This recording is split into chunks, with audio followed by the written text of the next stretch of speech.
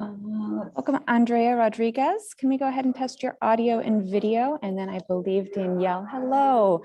Hi there. I believe Danielle has an oath of office for you. Fantastic. Hi. Hi. Do you go by Andrea or Andrea? Andrea. Andrea. Okay, perfect. So what I'm going to do is I will ask you to state your name. I'll read a paragraph, and then I will ask you at the end of the paragraph if you agree to that. And then once we're done, you'll be an official CAB member, and we can include you in our quorum count. So let me get this pulled up here. Okay. So I state your name.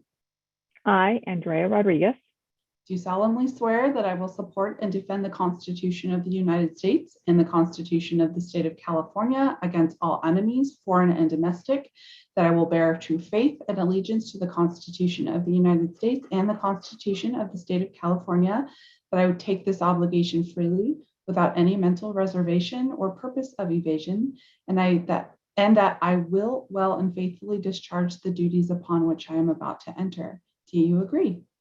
I agree. I do. Great. Welcome to the CAB. So what will happen after this is I will sign your oath of office, and then we can follow up offline so that we can schedule time to have you come in to sign your part as well, and then we'll file it with the city clerk's office. Thank you.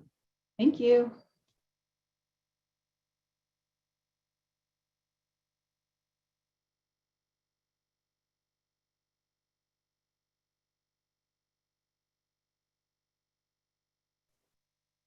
Welcome, Member Rodriguez. Thanks, Magali. See you.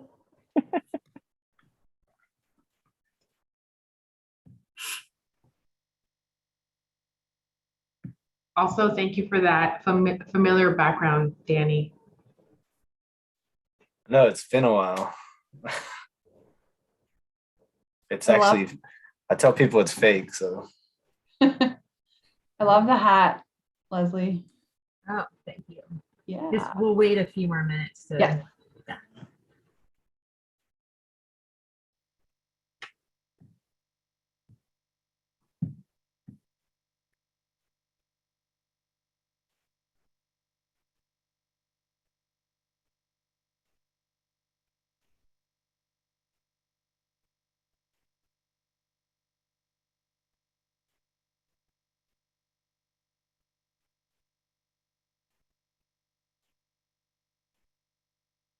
Quick announcement on a personal note before we get started. I've been battling a nosebleed for about half an hour. So if you see something I don't, please just let me know. I actually appreciate it. Absolutely.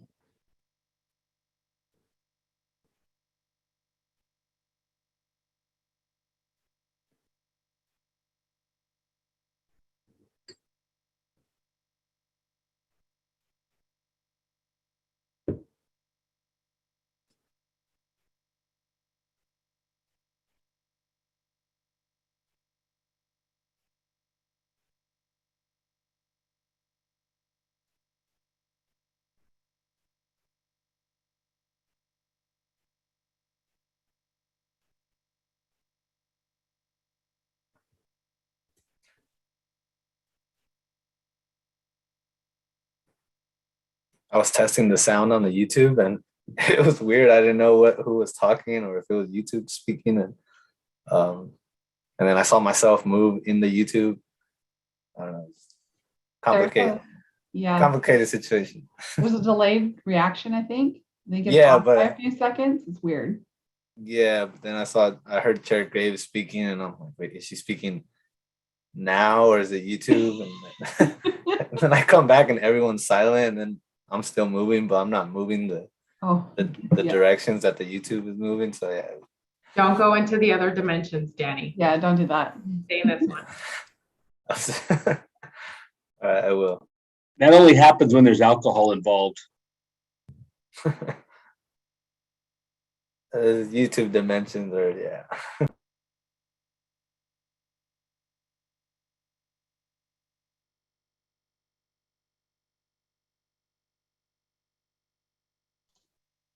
So we have, looks like we have quorum. As soon as Member Square gets promoted, we can get started.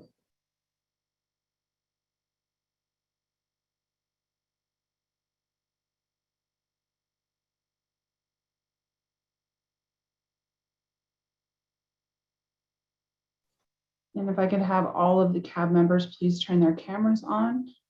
Thank you.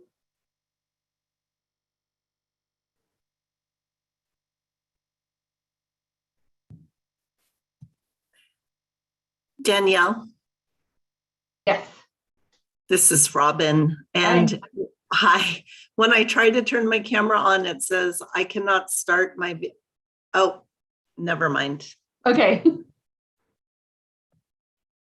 Yay. Okay, great. Perfect. Welcome, everyone. At this time, we're calling to order the Community Advisory Board and our December last meeting of 2021. Good evening. And roll call now for Danielle, I believe. Yep. All right. Member Baldenegro. Here. Right. Member Barnett.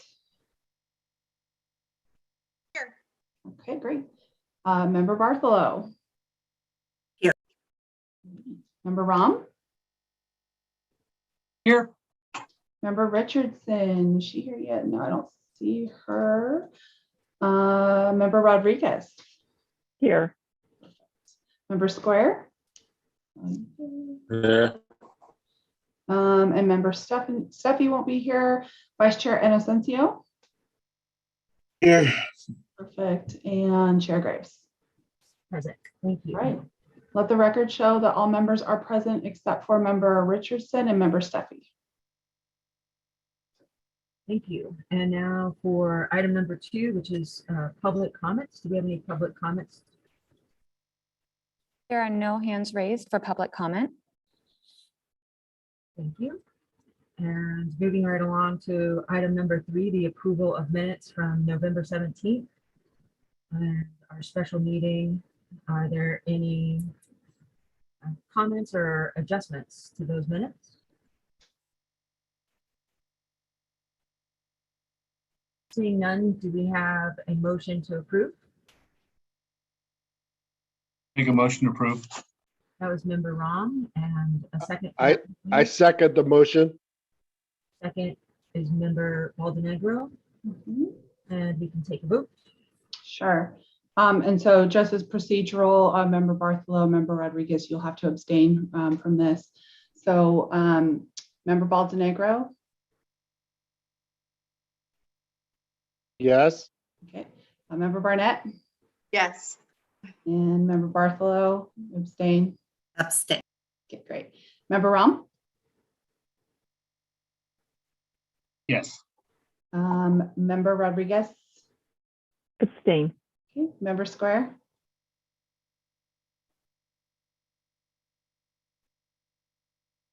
Abstain. Okay. And Member, Vice Chair Inocencio Yes. and Chair Graves. Yes. All right, so that is 7 yeses and 3 abstentions. All right, thank you. And any public comments for the minutes? There are no hands raised for public comment. Thank you. Perfect. Item number 4 is our CAB announcements. This is where the CAB members may share any community news of interest to the CAB as a whole, announcing community events, or CAB members may announce any departure from the meeting early or other announcements that may affect the meeting. At this time, I would request that our new members, welcome new members, officially, our Member Rodriguez and Member Bartholow. I'm going to try to say that correctly. If you would like to jump in and introduce yourselves, just really briefly, a couple minutes tops, if that, no pressure, we would certainly welcome it.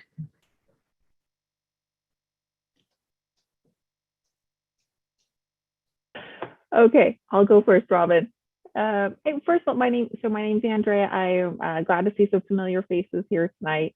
I currently work for Sonoma Water in their public affairs department, but more importantly, I live in Rincon Valley. I am a mom of 2 boys in middle school and high school with a wonderful husband. I've lived in Santa Rosa since 2003. I am born and raised an LA girl, but so happy to be part of this community. Professionally, I've worked for Sonoma State as their Director of Government Community Affairs.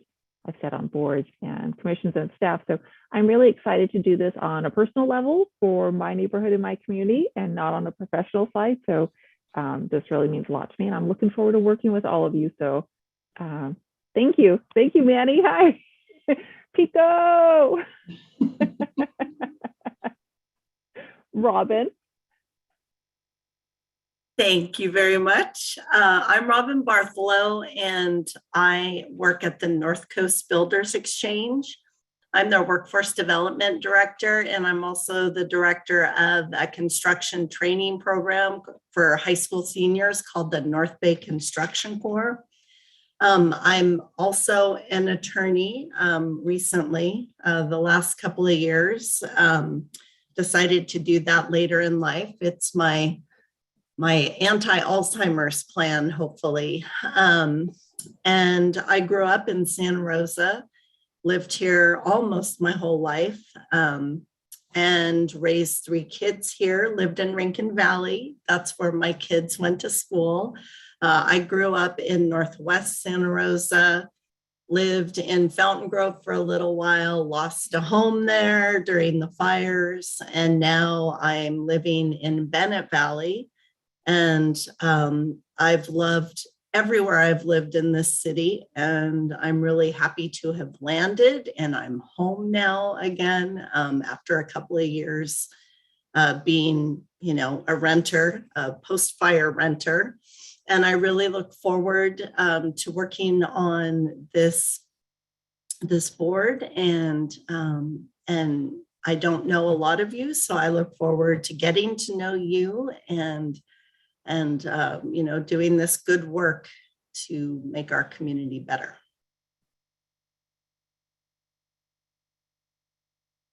Thank you. Once again, welcome to both of you. And now leaving it open for any CAB announcements. If you slide in a couple words about yourself, I'm not gonna turn you off. So, because as we just heard, we have 2 new members, and if you want to introduce yourself with a few words, less than a minute, that'd be great. Now, Member Barnett, I'll call on you. Well, welcome new members, and I'm trying to figure out how to, that's how you do it. Well, I've been doing Zoom for 2 years, now know about the raise hand, lower hand feature. I just want to quickly let you guys know, most of you know I work with the Sonoma County Bicycle Coalition, and there are community rides going on all over Sonoma County. And one I wanted to let you guys know about is the Santa Rosa Taco Tuesday ride. Meets at Humboldt Park every week unless it rains, and it is a all community member ride, all ages, all ride levels. It's pretty much a light parade on bikes, but they just made an announcement that they're going to do a Christmas tree ride this Sunday, so they're going to leave a little earlier in the day, but light your bikes up, come out and see some Christmas lights. And the upcoming Tuesday ride that they're doing, they raised $900 and they're giving away 9 bikes to kids in Santa Rosa. So I want to encourage folks, if you are interested and want to see this community ride in action, it's an absolute blast to be a part of. So that's my little announcement. Thank you, Member Barnett. And now to Member Rom.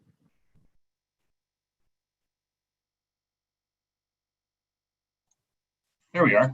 So, hi, welcome.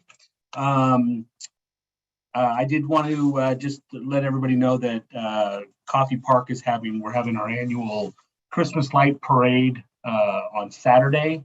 Starts at 6 o'clock. It hits about 6 miles throughout Coffee Park. It'll end up at the park. So if anybody shows any interest and wants to Hopefully no rain. We have about 60 cars, I think, this year, maybe 50 cars. So it's going to be a long parade.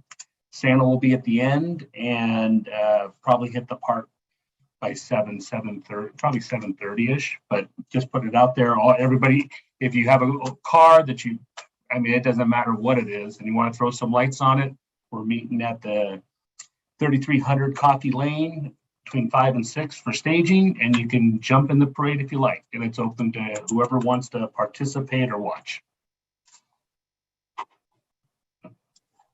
And that's all I have. Thank you, Member Ron. Sounds like a jolly good old time. Any other cab announcements?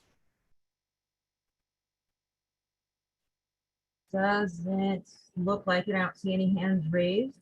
So I'm going to make a few announcements. Every month we go to myself or Vice Chair Inocencio has filled in for me to the mayor's meeting, in which all the chairs of all the boards and commissions attend. It's a lunchtime meeting, but on Zoom, we haven't eaten anything, so trust me. And I wanted to make an announcement from that. A couple things is that there is an active creek cleanup. I know that some members have expressed interest in participating in an event that is community-based. It is first Saturday of the month. I do believe that they may have it on January 1st. Word isn't completely out yet.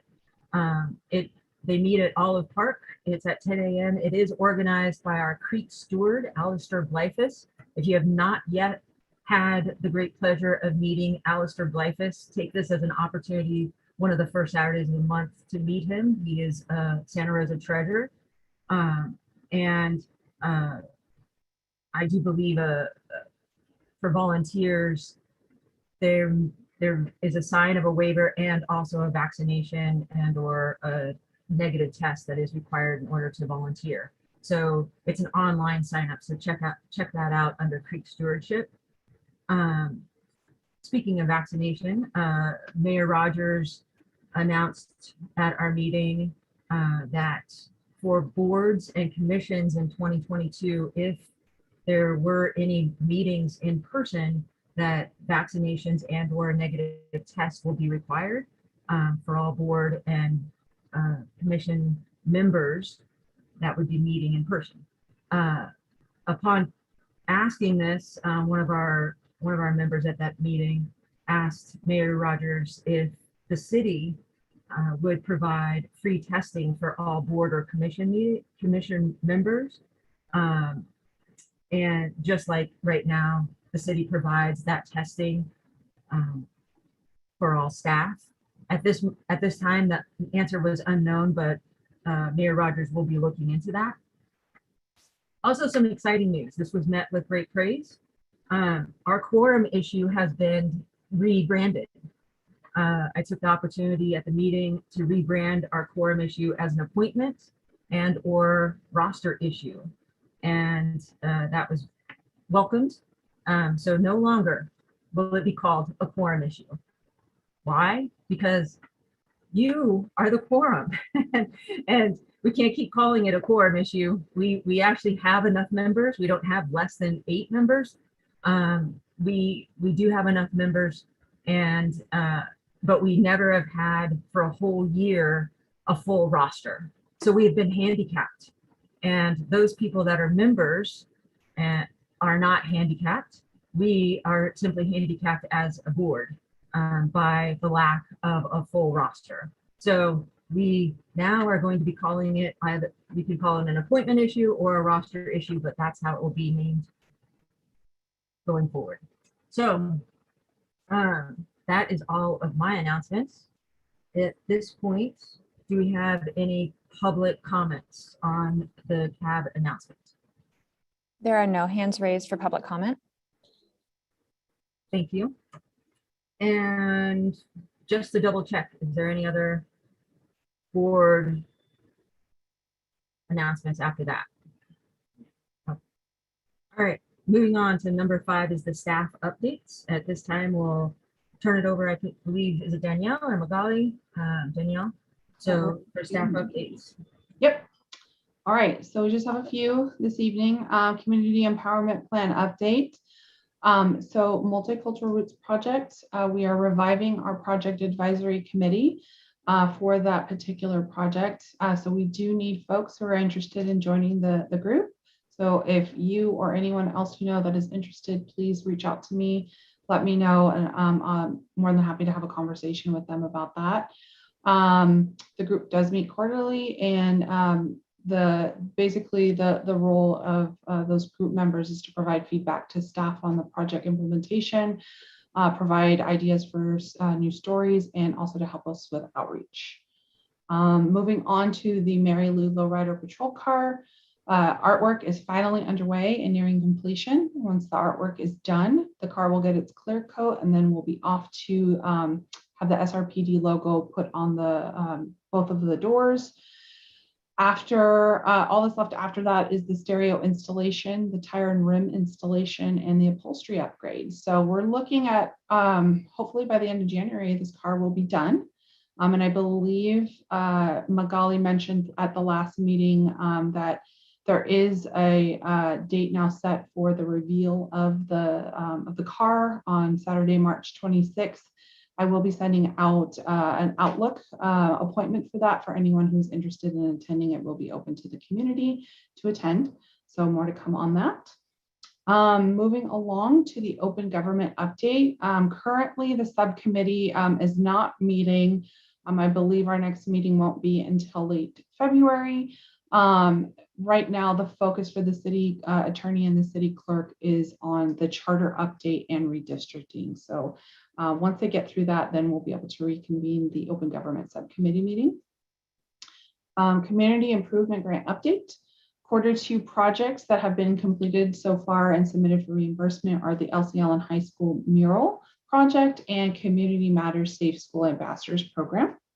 Q3 projects, the Santa Rosa Dia de los Muertos project has been complete and they have received their payment for that grant. And it looks like there's a couple others that are also very close to completion for Q2. And some of those Q3 projects have also received their grant check and have their projects underway. And then finally, just a few other quick announcements. As everyone has probably now heard, Member Harper passed away 2 weeks ago. His memorial service is scheduled for tomorrow from 3 to 7 at the Finley Community Center. This is open to the public. So if you are able to attend, we'd love to have you. And if you are not able to attend, we are live streaming it. And so we can put the link to the live stream in the chat in just a few moments. Also, as part of this, there will be an opportunity. I believe we have like an hour and 5 minutes set aside for community members to come and say a few words about their memories, events, and share that with folks who are in attendance. There will also be food provided towards the end. And the family has asked that in lieu of flowers, they've asked for community members to make donations to Santa Rosa Junior College, which has decided to set up a scholarship fund in his name. And those are my updates for this evening. And it looks like the link has been put into the chat box. Great. And with that, thank you, Danielle, once again. Any questions or comments from board members on the staff updates?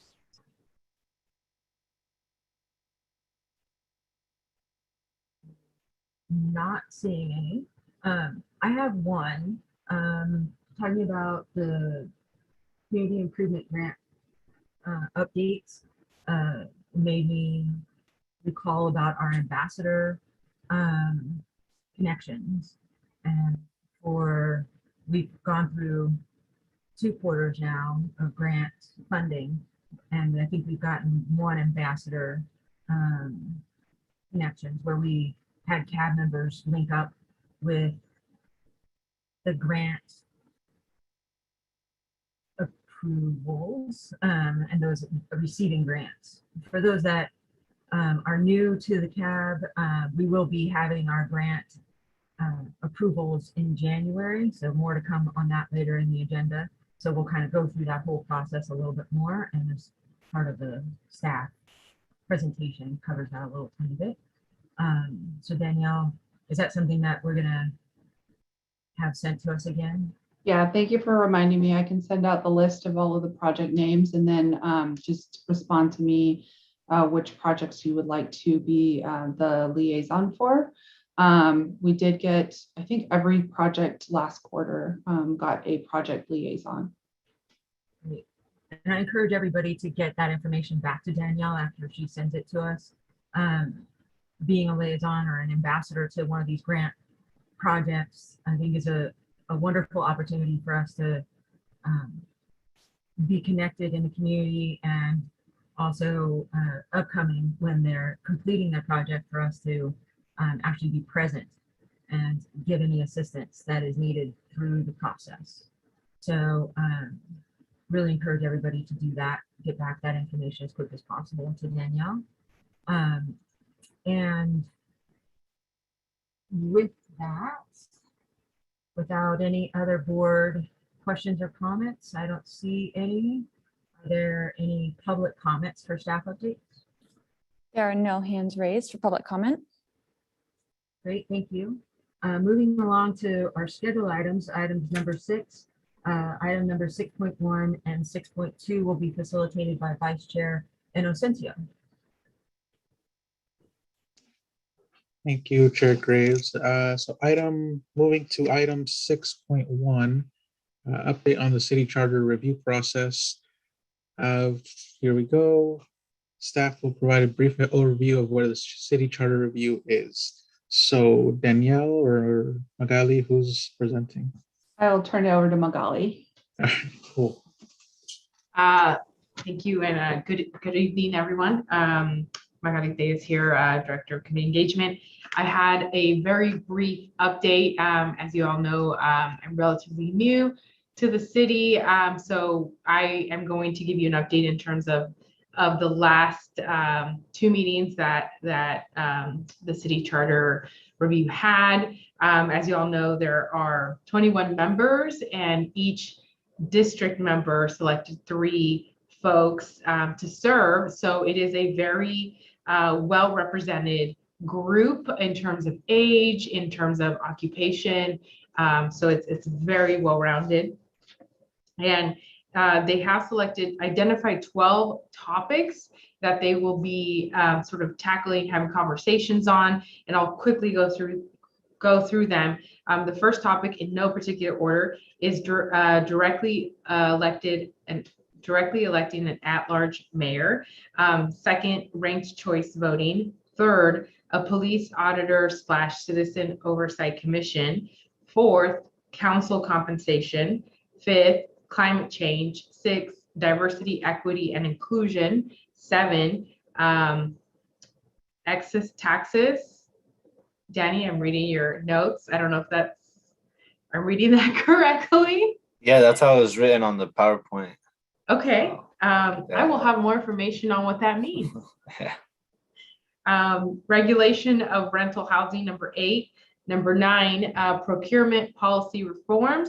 10, board and commission quorums. 11, removal of mayor or council member for misconduct. 12 is a 2-year budget process. And it seems that the top 3 items from this list that will be discussed in this order, firstly, they will go get through council compensation and the process of council members being compensated a little more adequately, because as some of you have seen, council members are not just at city council meetings, and some of these city council meetings have, some of them will start very early and end very late. I believe yesterday's council meeting ended a little after midnight, maybe, or 1 o'clock, somewhere around 1 o'clock.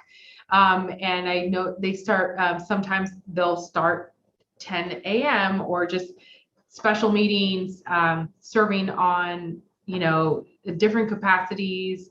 So that's something to consider, as well as from an equitable approach, right? So that we have better representation, and not just people who have jobs or financial situations that allow them this level of flexibility. So I think that's going to bring a sort of more diverse group of folks to the table.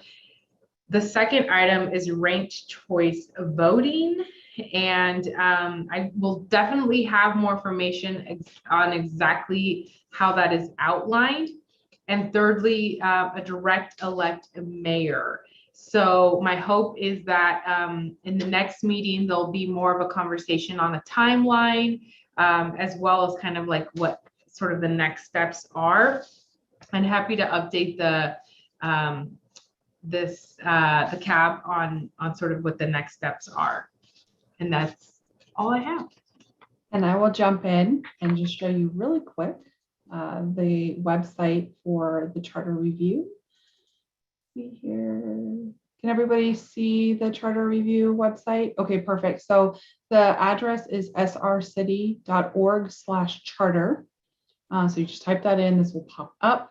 Provides an overview of the charter review process that is currently underway. There is also a link here to watch the most recent Charter Review Committee meeting, as well as a link to all their previous meetings and upcoming meetings. There's the resolution here that Council adopted to establish that Charter Review Committee, some general information about the Charter Review, why it's required. Here's all the names of the Charter Review Committee members and their email addresses if you'd like to reach out to them. Oh, and again, here are the links to the videos of their most recent meetings. I believe they actually met today. Today at 5 o'clock was their last meeting, so that video will be uploaded once they have it ready to go. So I will stop sharing there, and that is it on the Charter Review. All right. Well, thank you, Magali and Danielle, for presenting that. And I'll open up for questions from CAB members. And I'll add a tiny bit more info. Charter review is super important. You know, it's only done every 10 years, and it really sets the foundation for the city, right? It's the charter. And so any changes I make here, we'll see the effects of moving forward. And so it's super important. I encourage you guys to get involved as CAB members and as members of the public. With that, any questions for Magali? Member Barnett, go ahead. Thank you. Real quick, Danielle, with the completed CIG, do we have photographs or do we have a link to the video that the Dia de los Muertos team produced? Was my question, because one, if we want to do any updates on the CIG part of the CAB website for the next grant cycle, because we always like to give people examples, and two, it's something that grant recipients oftentimes will just send us. I'd love to see the mural is what it comes down to. But Sure, absolutely. I have photos of the completed projects. Just a quick caveat, we're on item 6.1, so we can't really talk about the grant program right now. Even though this is technically another staff update, it is an agenda item. So I will work on getting everybody. I'm trying to figure out the best way to do. I guess I could put it on the website, but they have to send at least 10 photos with their final. So I can't put all 10 photos up on the website, but I do have a lot. And then Danny and I real quickly went to the mural reveal, as did member Steffi at LC Allen, and it's beautiful. I really encourage everybody to go check it out. I'm going to stop there on that though and get back to this item. All right, Chair Graves, see your answer. Thank you. Thanks, Magali, for that information. At that mayor's meeting, we had two of our chairs are actually on the charter review as well.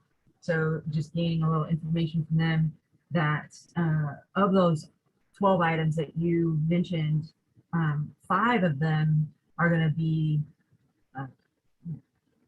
potentially directly affected, and which you mentioned again, 3 of them being the priorities right now that they see by the charter review itself, and 7 of those items will be potential ordinance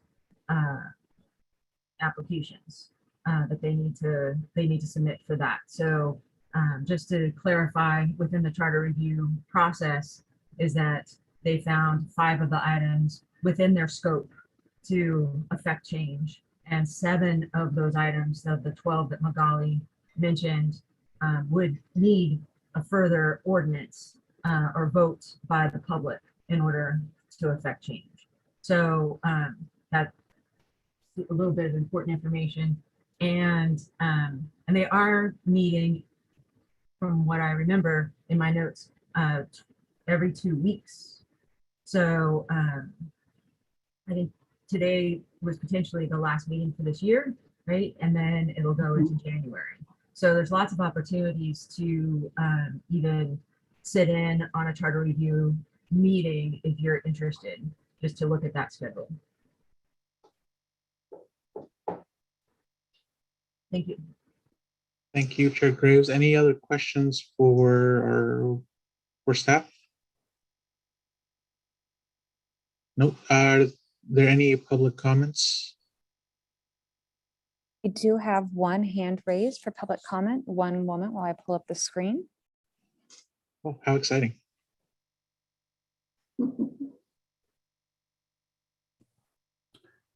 Good evening. My name is Gregory Ferrin. Excuse me, I was just having dinner and the bite's still going down. I wanted to let you know that, yes, there was a meeting just before this meeting, and they do meet every 2 weeks, and you're right, they will be meeting next in January. I want to give you a slight, a different view, I guess, than Danielle about the charter and the process, because it sounded like it was sort of a done deal, that all the topics were already decided and that they were just sort of proceeding through it. And I know that's not her intention, but I wanted to let you know that even at this meeting that just concluded, Karen Weeks asked the city a key question for all of you, which is, what is the role of the engagement division and the CAB in helping the public become a part of the charter review process? It is the seminal democratic process in the city. Every 10 years, it's like writing a constitution. And it's very, very important that you all, as the city's vehicle for engaging the public, that you do more than just be interested. Sue Gallagher said in response to Karen as to what is your role, what will you be doing, that she was going to meet with Magali and Danielle and they were going to all figure it out. She didn't have a very good answer as far as I could see, because it almost appeared like you weren't really invited or nor expected to be involved in the charter. And I want to tell you that from the community's point of view, that's really disappointing, because I was part of the process that set up the engagement department, and we clearly wanted you guys involved in the charter review process. We want you involved in every part of the city to help build civic engagement. And so if you had to pick one, it would probably be the charter review. Now, there are a lot of other items that the community would like discussed by the charter review. And we expect you to be able to do the same sort of research into what your communities, what the people around you, what your citizens would like to have put into the charter. The charter is how we run the city and what we do with it. And this is the point at which you can impact those kinds of topics, those decisions, and those processes. And I know you got a lot on your plate, but you can't just sit back and watch this happen. Thank you very much. Thank you, Gregory, for the public comment. At this point, Chair Graves, what's the next step here? I think there's more questions after this, right? From Vice Chair Inocencio, great question. At this time, you can open it up to the board for a comment, and then you can move on to the next item from there. Okay, thank you. So any comments from CAB members? I think Gregory's point was an important one, right? This is such an important thing that we should be being involved, though with it being its own, it's hard for us to understand how, at least for me, how to get involved and where we should try to get involved. Member Baldenegro? Yes. Can you hear me? Yeah. Okay.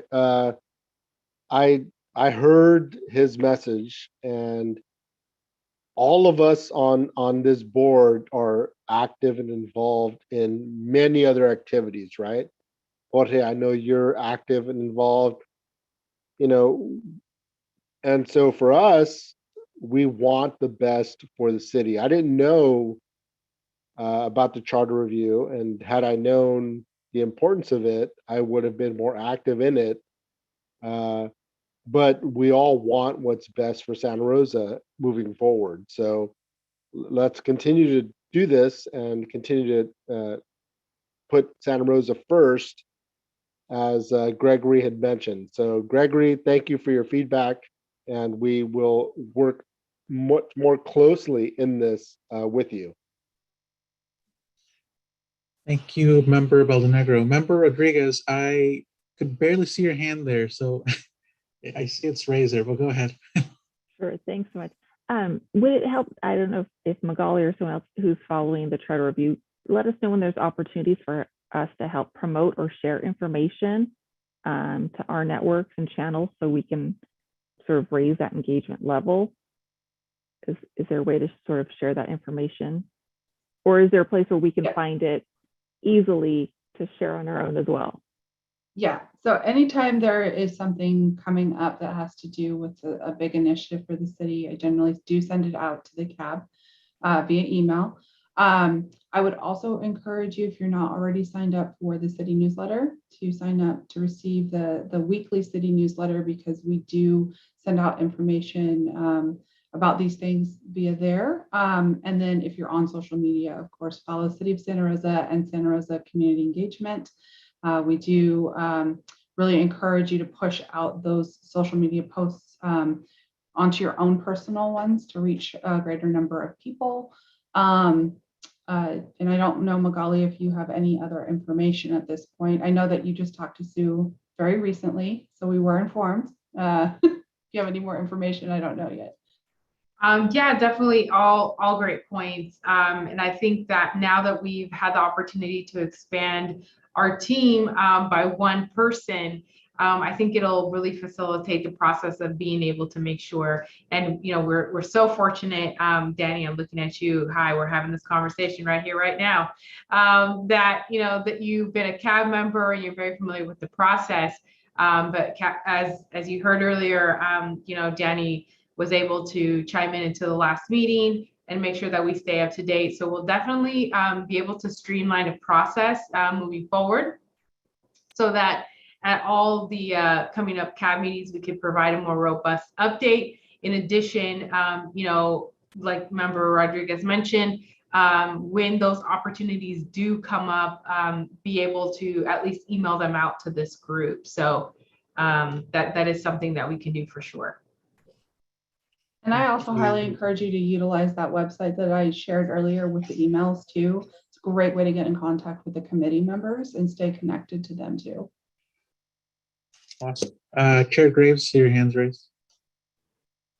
Thank you, Vice Chair. I just want to echo once again Member Baldenegro's comments to thank Mr. Ferrin for coming forth and making a public comment and just driving that point home. I really appreciate that. That is what we're here for.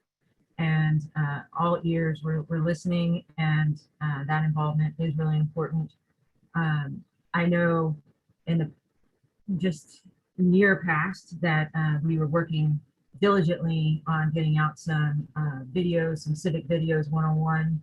I think we might get an update about that a little bit later in our agenda, but that certainly doesn't preclude us from getting in contact with all of our community members and just, as Gregory said, just asking the question, what would you like to see in the next 10 years or throughout the next 10 years here in Santa Rosa, and just gaining that wealth of information and bringing it back, getting in touch with a charter review member, and letting them know or appearing at one of the meetings. So thanks again for that public comment, always welcome.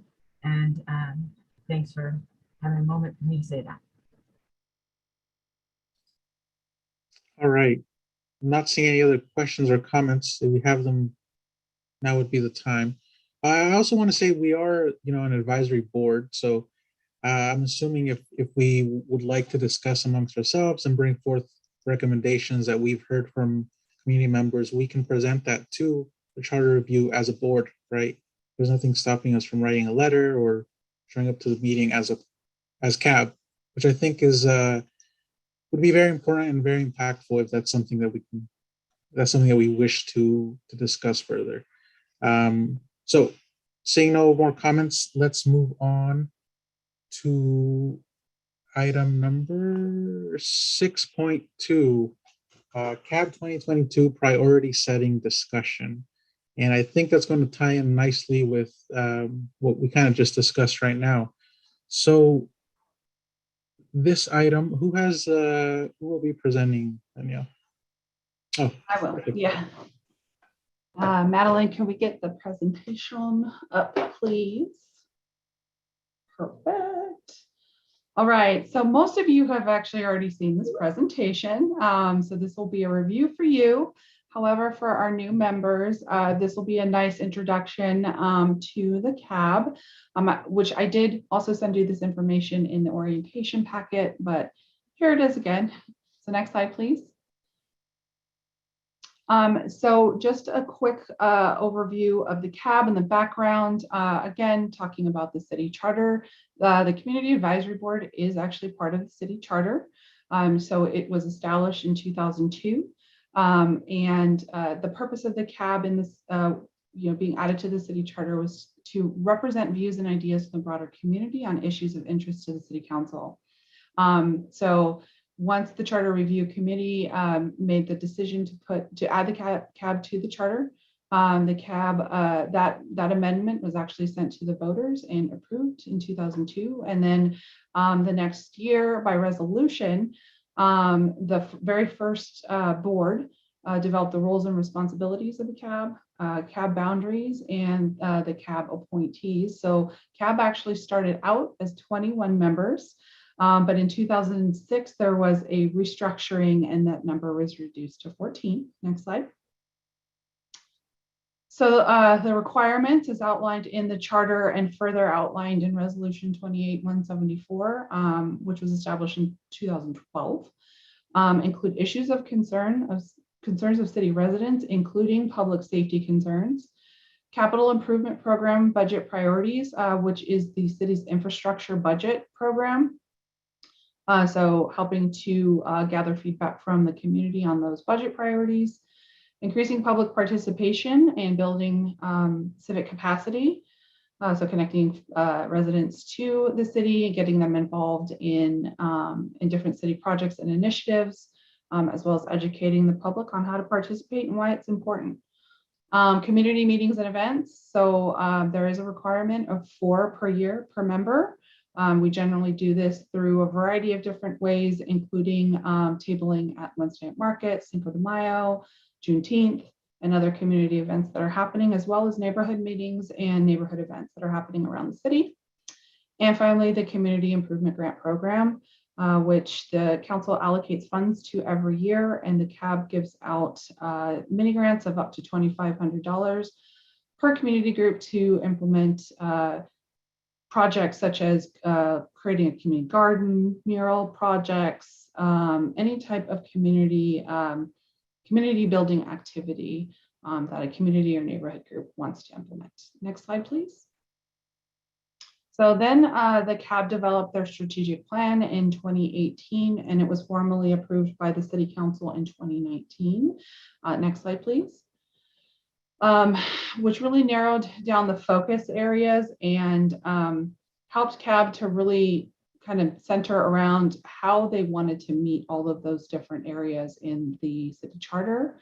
And so they came up with 3 strategic categories, one being community empowerment. Here, the idea was to implement the NeighborFest program, which is currently suspended indefinitely at this point due to the pandemic.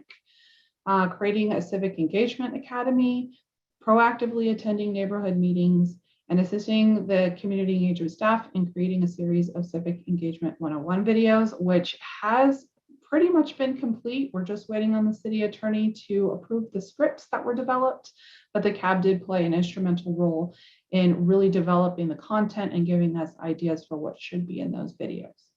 Next slide, please. Strategic category number 2 is community engagement expertise.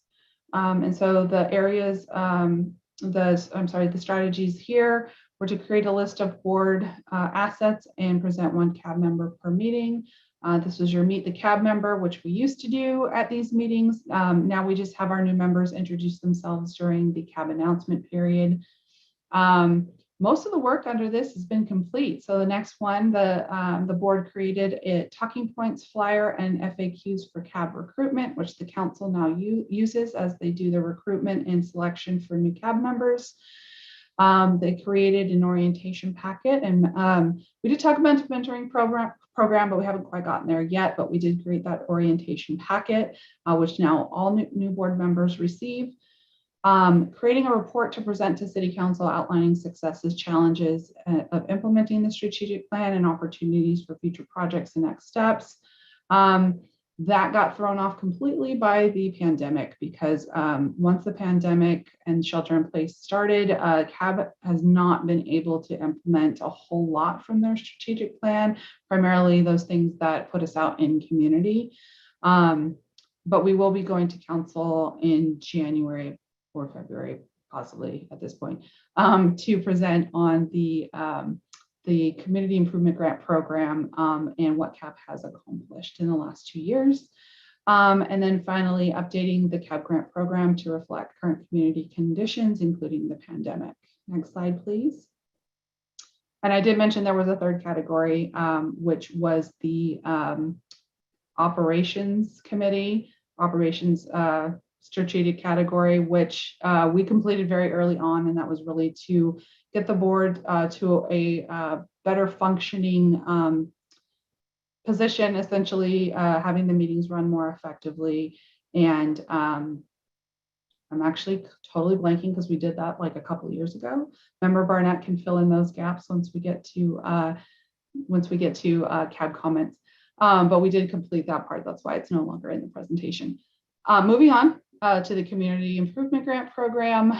So Resolution 28442 defined what community projects, what those projects are. So there's physical improvement projects, like I mentioned before, the murals and community garden, other types of physical improvement projects, and then capacity building projects. These could be things like a neighborhood leadership development type project, bringing in a speaker that's open to the entire community to talk about a certain topic that's beneficial. Projects such as those are funded through the grant program. Resolution 28686 actually gave the CAB the authority to select the grants. Prior to that, the CAB would make recommendations and then take that to City Council, and then the council would be the final decision maker. Here now the CAB gets to make those final decisions. And then we did go back to council in 2019 with the new strategic plan and change the grant program to focus on NeighborFest, but the CAB did recently vote to change it back to including physical improvement projects as part of the grant program, really because, the pandemic, we're still here, cannot do these big in-person events at this point. So we want to make sure that there are other options for our community members to utilizing those grant funds. Next slide, please. Member requirements. Next slide. This includes, what you receive from the city clerk's office, including your ethics training, your preventing harassment training, and other requirements outlined in the email that they first send new members when they first start. Next slide, please. From city staff, again, the oath of office and the orientation, which everyone should have received. Your responsibilities are attend 75% of all monthly meetings, which are usually held on the fourth Wednesday of every month, except for during the holidays when we have to move the meetings around, and assist with outreach for the grant program and CIP feedback. Again, I mentioned this before, this includes tabling at community events, going to neighborhood meetings, as well as utilizing digital communication efforts and word of mouth. And then on the outreach efforts, I'd really like to get to a point where we can include this on the monthly agenda as having a set item for report outs on member efforts to do outreach for the grant program. Next slide, please. And then next slide. So everybody has met our chair, Chair Graves. So the mayor appoints the chair, and every year the CAB selects the vice chair, and the chair and the vice chair co-facilitate these meetings. Our meetings do follow the Brown Act, and looks like this quorum thing has changed. Correct me if I'm wrong, Chair Graves, but it sounds like we no longer need the 50% plus one. It has to do with the roster and not the entire board, which was new information to us tonight. So that is good news. No? Okay, never mind. That's Forgot I simply said that. rebranding of everyone calling it a quorum issue. Okay. Sorry to That's interrupt. good to know. Okay, thank you. So we still need the 50% plus one. So 8 members currently make a quorum. Although I did, when I was reviewing the recording from last month's meeting, I did hear an interest in trying to make that change if possible. I'm not sure, I have to look into that because I don't know if that's a Brown Act requirement or if it's something that we can make a change to. And then CAB creates the agendas. So you guys get to put items on the agenda for future agenda items. Next slide, please. So we have heard from some community groups about where they would like to see the CAB go, as well as our own staff recommendations as well, to give some, suggestions as to priorities for the future. One idea is the neighborhood council, and there was some, I think, some confusion on our part as to what that looks like. So I did send out an email from Santa Rosa Together, who did make this suggestion of a neighborhood council, and basically it's weaving that structure into the current CAB structure, and we're not sure how this looks yet. That would be something that the CAB would help to develop.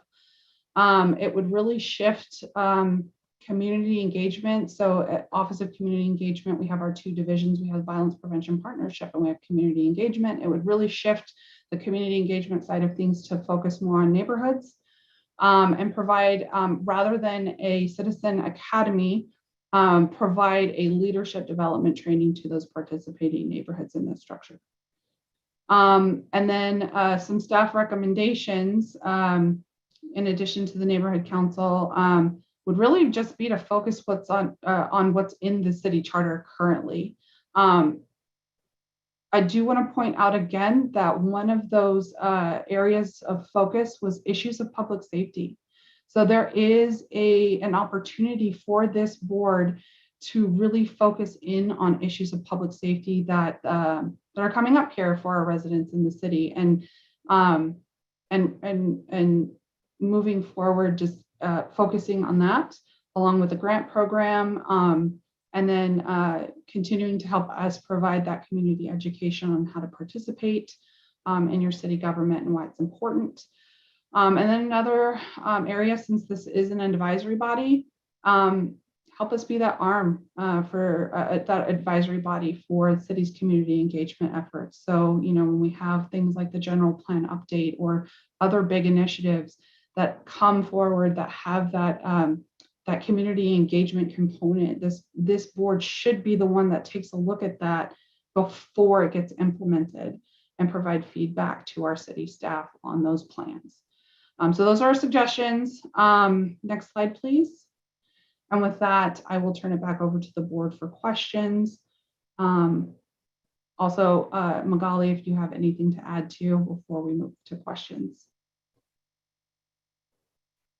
Just thank you for that presentation. Again, being new-ish to the city, I think it's really important to understand, the strategic plan, and it just sort of made me think about whether the CAB would want to consider really diving into this, re-diving into the strategic plan, since we have so many new members, and figuring out like what pieces would still need to come together, what pieces would still be relevant for this group to take on, or what pivots do we need to make because of COVID restrictions, right? Since NeighborFest was such a large part of what I was kind of hearing here. So I personally, we want to do what would serve the community the best, and also what would serve you all the best and keep you engaged, and in a situation where we could just sort of move past and find other ways to move past some of our COVID restrictions that we've been experiencing, and still getting out there and doing the engagement to some extent or another. So that's, yeah, I mean, I think there's a lot of great conversation here, and I'd love to hear from Cap.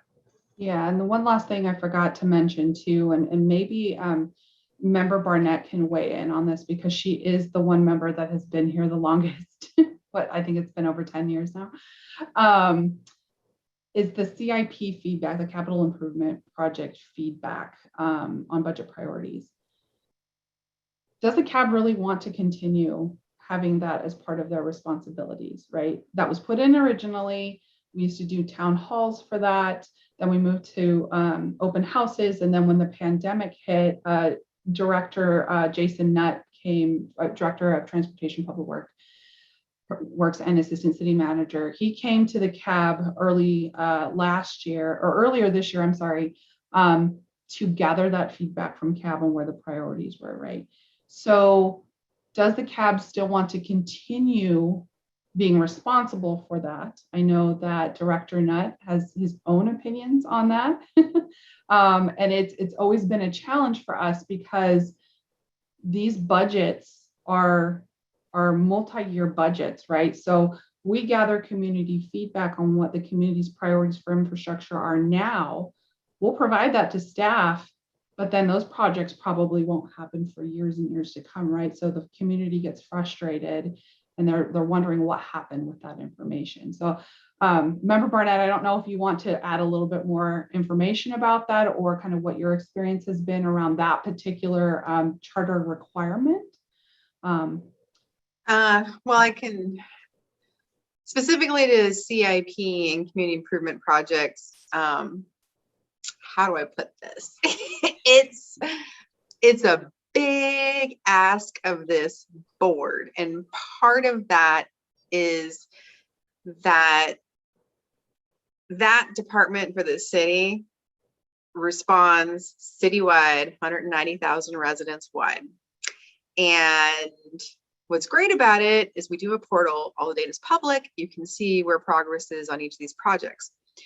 The challenge for our board, as Danielle mentioned, so if you ever went to Wednesday Night Market and saw the community outreach booth there with city staff from Public Works, what we're talking about in terms of CIP is we would ask residents literally to take a handful of tokens, which was your budget, and prioritize the tokens into the different buckets of what was the most important thing to you. And we would literally tally that up as a way of getting a moment in time point of here's public input on CIP. When Mayor Rogers served on the Community Advisory Board Council, he explored what Vallejo did with public participatory budgeting, which is way more way more advanced. It is hands down handing neighborhoods and communities the opportunity to vote on X amount of $1 million of city revenue and prioritizing it into a project, and whatever the vote tally from that was from the public, the city would guarantee that those, and we're talking to the tune of millions of dollars, that sounds magical and amazing. It requires a lot of lift, a lot of consultants, a lot of work to bring that all together, because that's not something that the city has in-house. We would have to go down that road like Vallejo did, and it's very involved. So we haven't got there yet. So when it comes to CIP, and it might behoove us at some point, because Jason typically comes in right around the time when the budget comes up and presents to the CAB to kind of give them an overview of CIP. If we want to go forward with it, that might be helpful. We may have, since we've been recording these, we may have a previous video so you can get an idea. What I've seen in the 10 years on the CAB, we've done something as ambitious as directly going to the city of Santa Rosa with Jason with a recommendation on street improvements and asking for a one-time infusion of funds to take care of the backfill of, frankly, the pothole situation in Santa Rosa. We have done the Wednesday night market. We have done community open houses where we've asked for feedback. And we put a lot of resources into some of those meetings and community events to fulfill charter requirements. And the challenge that CAB has run into historically is, just because the city decides to open an open house doesn't mean the residents of the city are going to give up a Wednesday night at 6 o'clock for them to go to a community open house.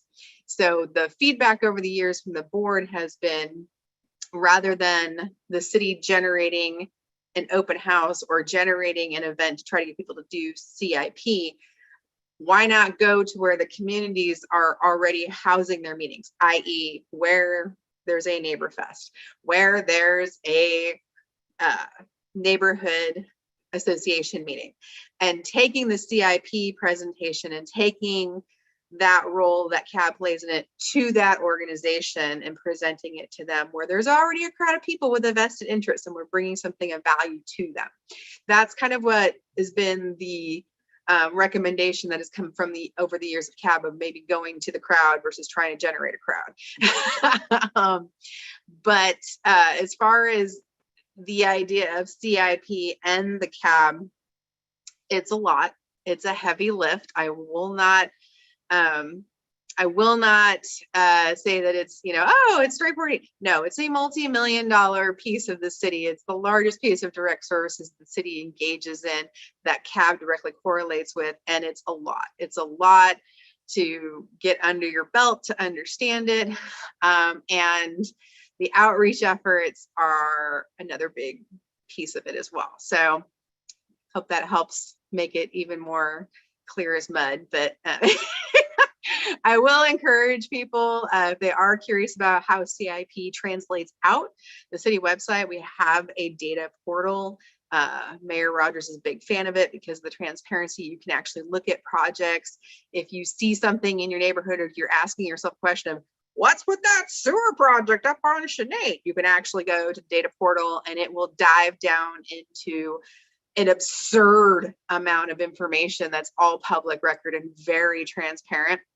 I mean, down to subcontractors, timelines, what the overall goal of the project is. So that's part of it with CIP as well, is that there is an opportunity for the board to do education and outreach to the community at large, because I think the data portal is one of the coolest things that we have that's underutilized, and a lot of people don't even know it exists.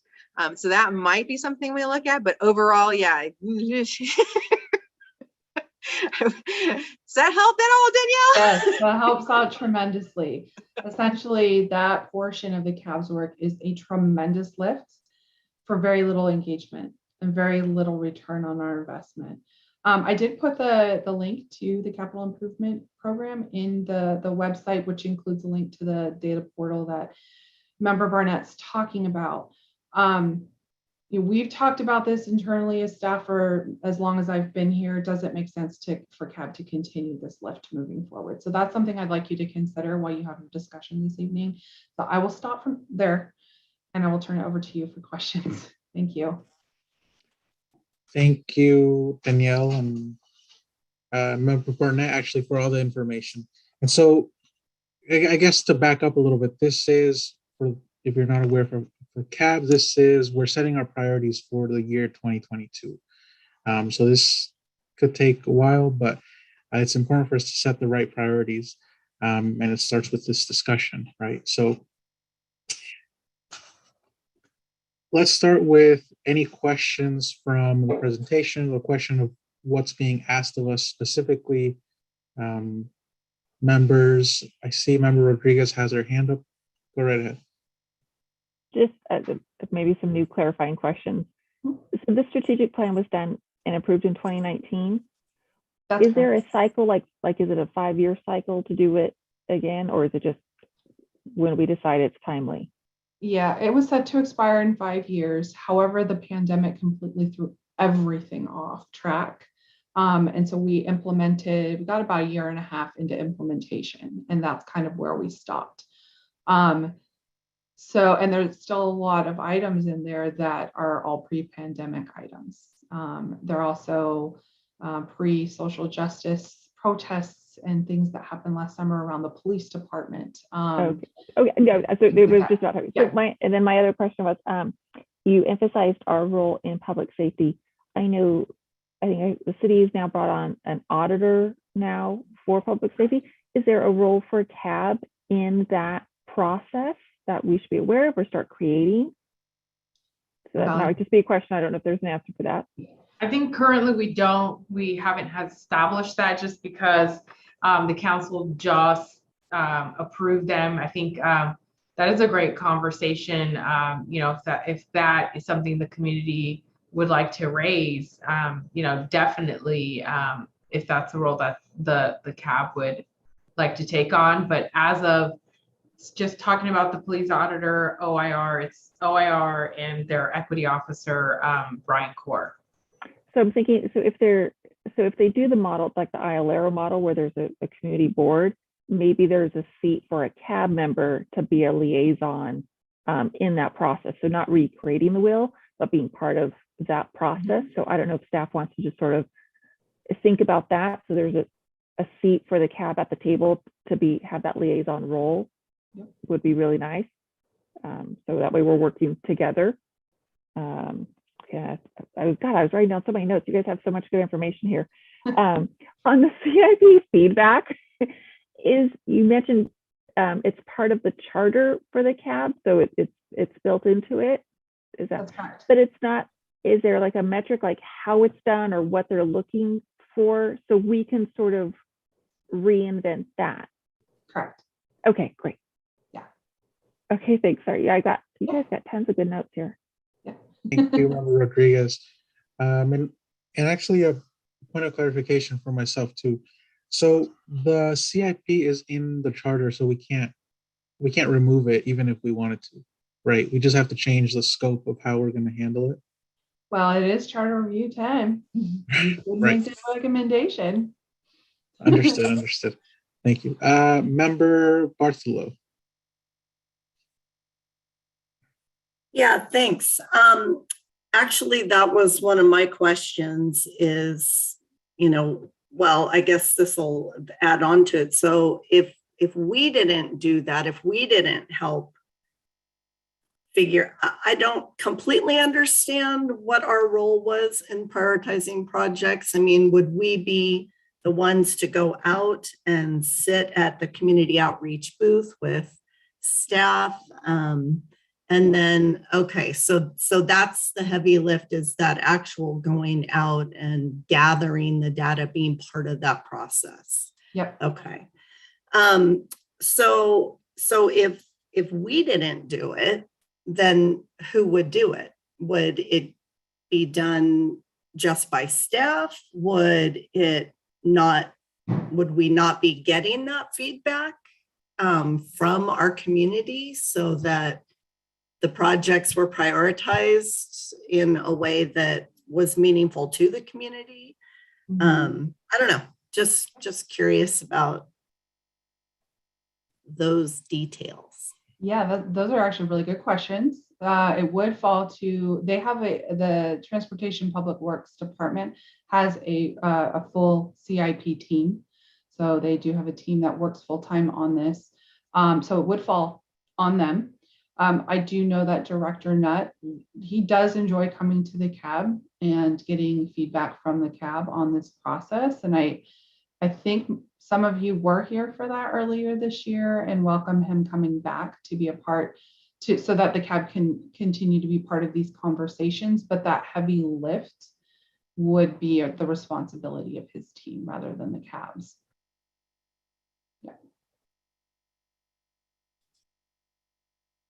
Thank you, Member Bartholow. Chair Graves. Hi, thanks. I will get to CIP, but I want to kind of go over some of my other notes within the presentation. One, there was a question about quorum and us deciding what quorum is. By no means did I decide what quorum is defined. Okay. I want to make that clear. I simply was rebranding our issue. Got it. And say it as an English accent, that would be funny. But but that actually a definition of a quorum, I believe, is up for charter review right now. And that was one of their 5, I believe, if I can recall correctly. But I can double check on that. So, and they're talking about quorum and what that means for all boards, because you can't just change one without affecting others. So I don't believe that is something that we could decide as a board, but I can double check. And then number 2, the neighborhood council and what the Santa Rosa Together meant. And I believe it was explained just briefly as when Danielle was mentioning it as a combination, or the CAB would somewhat absorb this neighborhood council. I don't believe that that is exactly what they meant. That might be one option within their email. I have sent an email out to Patricia Kuda from Santa Rosa Together. We have exchanged emails already this evening, and they do even mention in their email creating a separate neighborhood council and a program that could focus on providing a new mechanism for civic access, as well as a resource and training for leaders and groups. That is something that they encourage us to actually research and to talk to them. So one of the reasons why I reached out rather quickly to Patricia was to welcome a conversation, and also apologize for not going to their meeting back in June. At that time, I had just been diagnosed with breast cancer, so I was unable to attend their meeting. They also mentioned in their email that they do realize that the neighborhood council would be something that the city council would then make a determination on. And I do believe that that is something that first would go through the charter review, because we need a charter, right, for a neighborhood council. So that might be something within that discussion that we have here at the CAB that we discuss robustly, that we do some research on. We maybe even invite someone from Santa Rosa Together to come to a CAB meeting.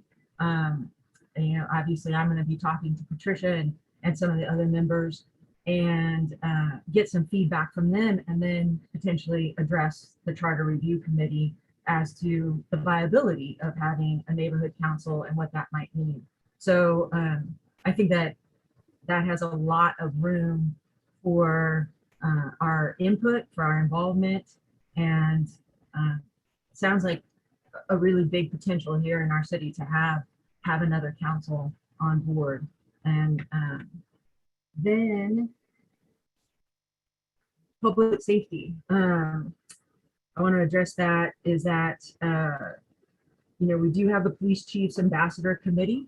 That is a group of individuals that live here in Santa Rosa and were chosen by our police chief, and not quite clear on all of what they do, but that is something that we have already. And then really quite clear that the public has spoken during many council meetings, during study sessions, that a community oversight committee is needed. And I think that's maybe another robust discussion that we could have, and how we could influence public safety here on the CAB is maybe putting our collective energies and weight and influence behind the need of community oversight committee, along with that auditor for the police department. So only seen as a good thing, not seen as a not seen as a bad thing, but seen as something that is an addition and brings the community forth. Love, Member Rodriguez, your idea about, you know, if the community oversight committee were to happen, and that's something again the charter review committee is charged with, and maybe even having an ordinance along with that, that, you know, a CAB member would sit on there as an invite. And with that, 2 more points. With that, what I would love to see is moving forward. We at one time had committees that would come and report to the CAB. They were made of CAB members. We divided it up. We don't have those anymore. Kind of another fall away from having COVID and having these restrictions. But it would be wonderful if we could divide and conquer a little bit on CAB, maybe have 2 or 3 members assigned like we do to the ambassador or liaison program for the community improvement project grants, is to have 2 or 3 community advisory board members assigned as liaisons to different issues, to different policy, especially as we're bringing things up to the charter review committee, that we would have a process and there would be a clear definition, that there would be a clear action item for 2 or 3 members to go and find out more information about, let's say, a community oversight committee, or let's say the community, the CIP heavy lift. It isn't a heavy lift for all of us, but maybe for 2 or 3, we divide that way, and then we bring back that information, especially if we're unable to go to large community events. So I could see something like that work.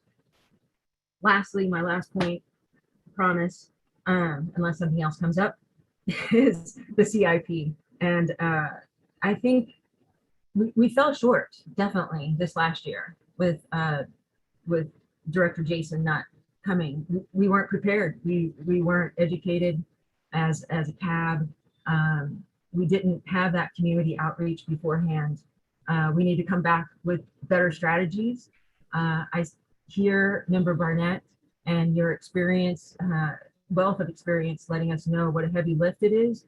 But I think it's really valuable. And as new member Bartholomew, I have such a hard time pronouncing names sometimes. I apologize.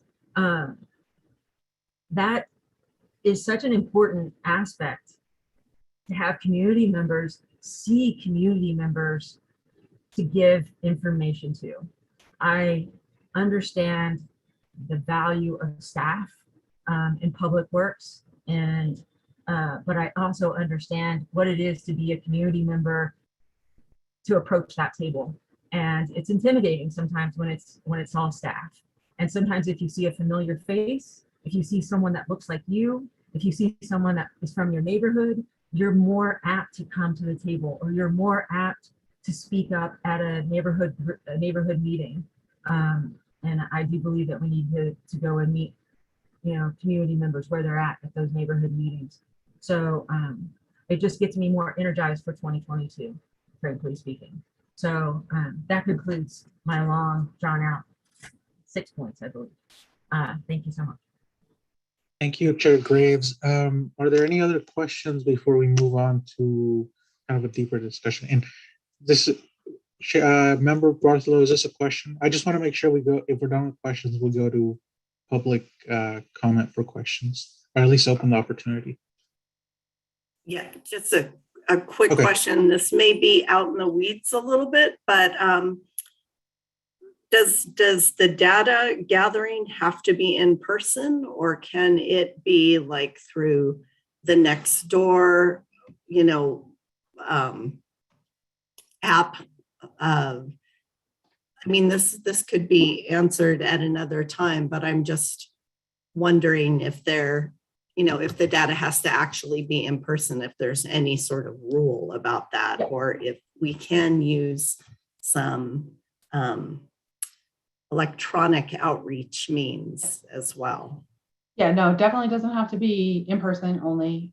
We do have a new digital engagement site for the city called Let's Connect SR.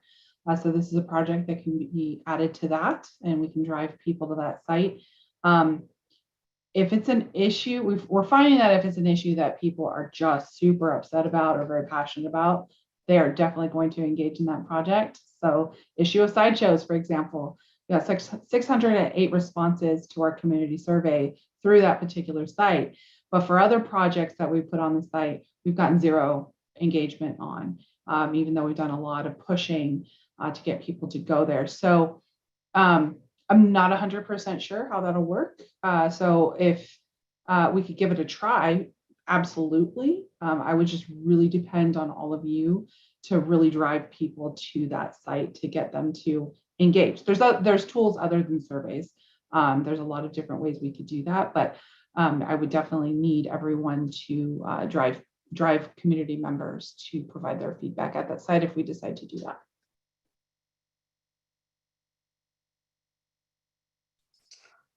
Thank you. Any other questions? I have a quick question. Sorry, can I ask? You can.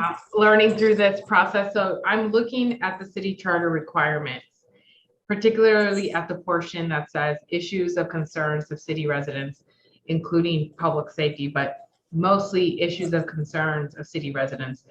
What mechanisms have been used in the past where, other than that spot in the agenda where it is brought up, right? So like, what I'm wondering is this group searching more for staff to bring examples of, within the realm of COVID right now where we're situated, how could we meet these requirements, right? So if, for example, we're saying issues of concerns, some of us belong to a number of organizations and boards and commissions outside of the city, then the cohesive, collective requirement would then be that each board member would come and bring, these are the issues of concerns that I've gathered within the last month as part of X, Y, and Z.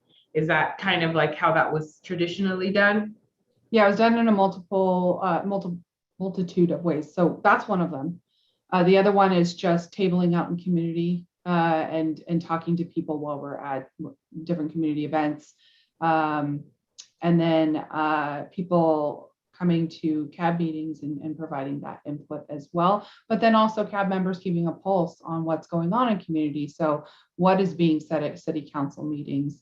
What are being said at other board and commission meetings? And then bringing those back to the table and reporting out on those at the monthly meetings. So I know we can't have a robust discussion on that, but I'm wondering, as a point of clarification, sort of in service to this, would it be helpful if staff came back with, to meet the city charter requirements in these areas and considering COVID being a variable, these are the things that we would be able to do, or suggestions or recommendations?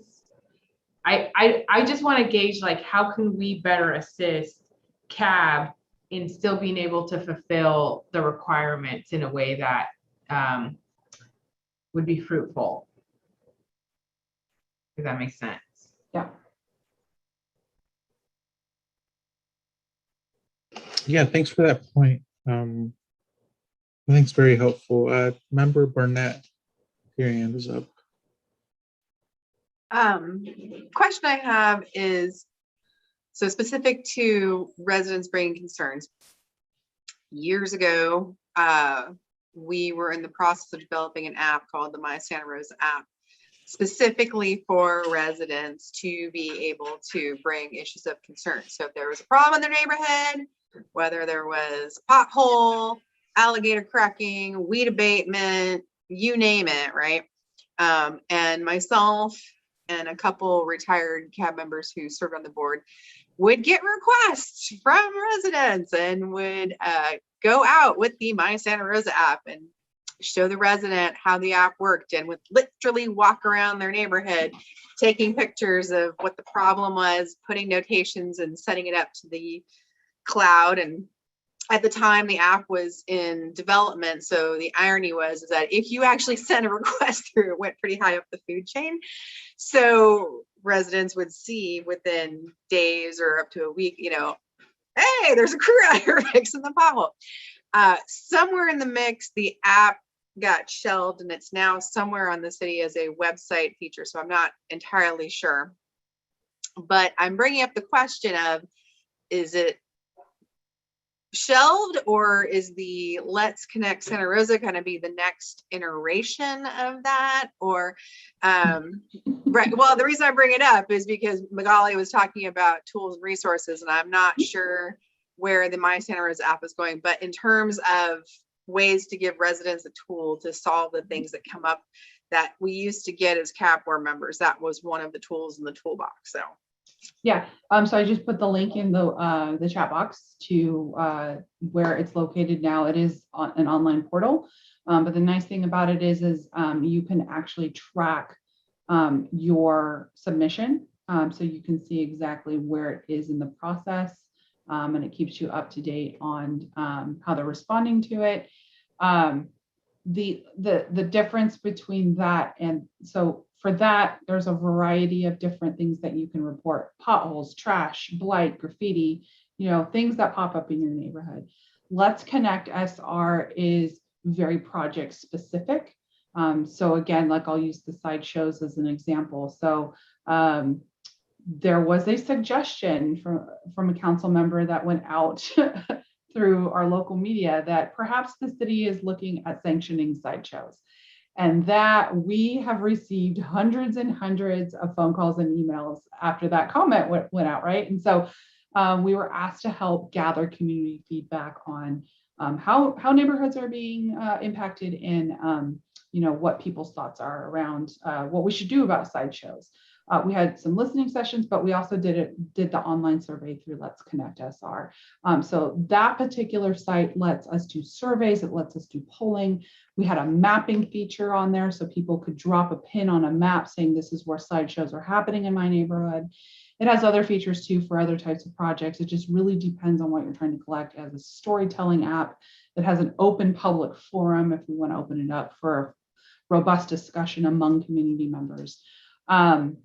And so that's really project specific. It wouldn't be a place where people could just go and report like a problem in their neighborhood. That would probably get lost in the shuffle of things. We try to keep it project specific on that site. So yes, My Santa Rosa still exists. It is the online portal at this point. I haven't heard whether they brought the app back. I don't think they have. I think it's just the online portal.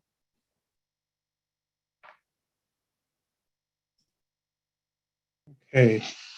Member Rom, I see you have your hand up for a question. Yeah, I was just going to add to that. I use the My Santa Rosa app online all the time. The biggest issue now is that when you use it, once it's sent to a department for whether it's potholes or we had drug paraphernalia behind my office. Yeah, fun stuff.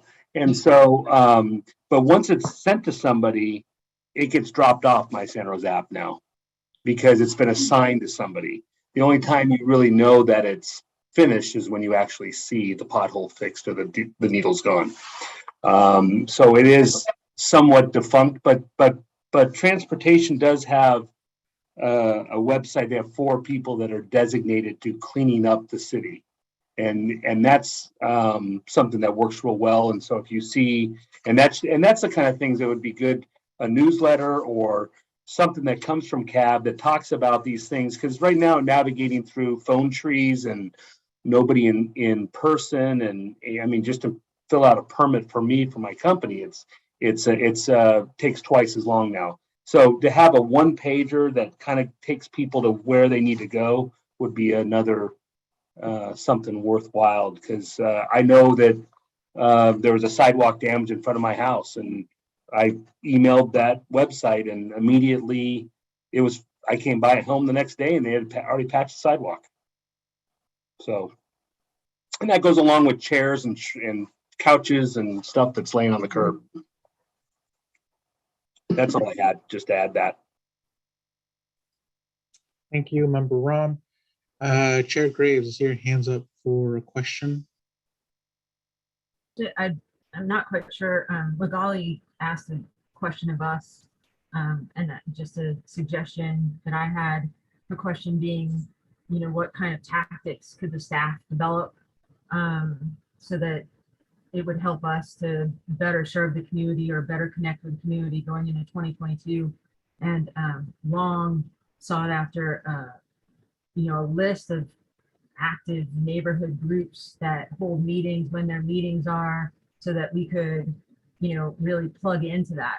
I realize, I know a few myself from being in those neighborhoods, but we don't all attend neighborhood meetings at this point. And I think going into 2022, there's going to be some in person, there's going to be some that are still virtual, and there's probably more neighborhoods than what we even know of as a collective, as a board. So I think that would be something that would be extremely helpful. So that's a great point. The CAB previously actually did put that together as one of the first things they did for their strategic plan back in 2019, I think. So that list exists. I will send it out to the CAB to please take a look at it and make sure it's up to date. If you notice anything's missing, let me know, we'll add to it. The city regularly utilizes that neighborhood list for various projects, by the way. They find it very useful. So it is an incredibly robust list. It not only has neighborhood groups, but it has community groups, business associations, other school related groups. The CAB subcommittee that put that together went all out on it. So we'll get that out to everybody. That would be a great asset to have maybe quarterly for us to look over, add anything to, or maybe to even be on a shared site that we could all view. So so that as we make updates, those updates are available to everybody and maybe lessen your work just a tad bit. Just a suggestion on that too. Yeah.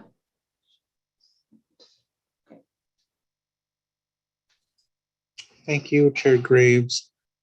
I don't see any more questions for now. So with that, I think we'll open it up for public comment if there are any. We do have one hand raised for public comment. If I can go ahead and share my screen. Gregory, will go ahead and unmute your mic here in just a moment for you to speak. All right, Gregory, and you will have 3 minutes as per usual. Thank you. It's actually the most time of any public body around. They're usually slipping it down to a 90-second thing. I'm going to try to use it as valuably and as importantly as possible. You have 3 areas in which you have power, or 3 areas that dictate your power. And the first I want to mention is your history and why you were set up and what city council members think of you. You were set up in order to be able to not make districts in the city. You're the excuse for them not doing it for a long time. You're the answer to how do we get people involved.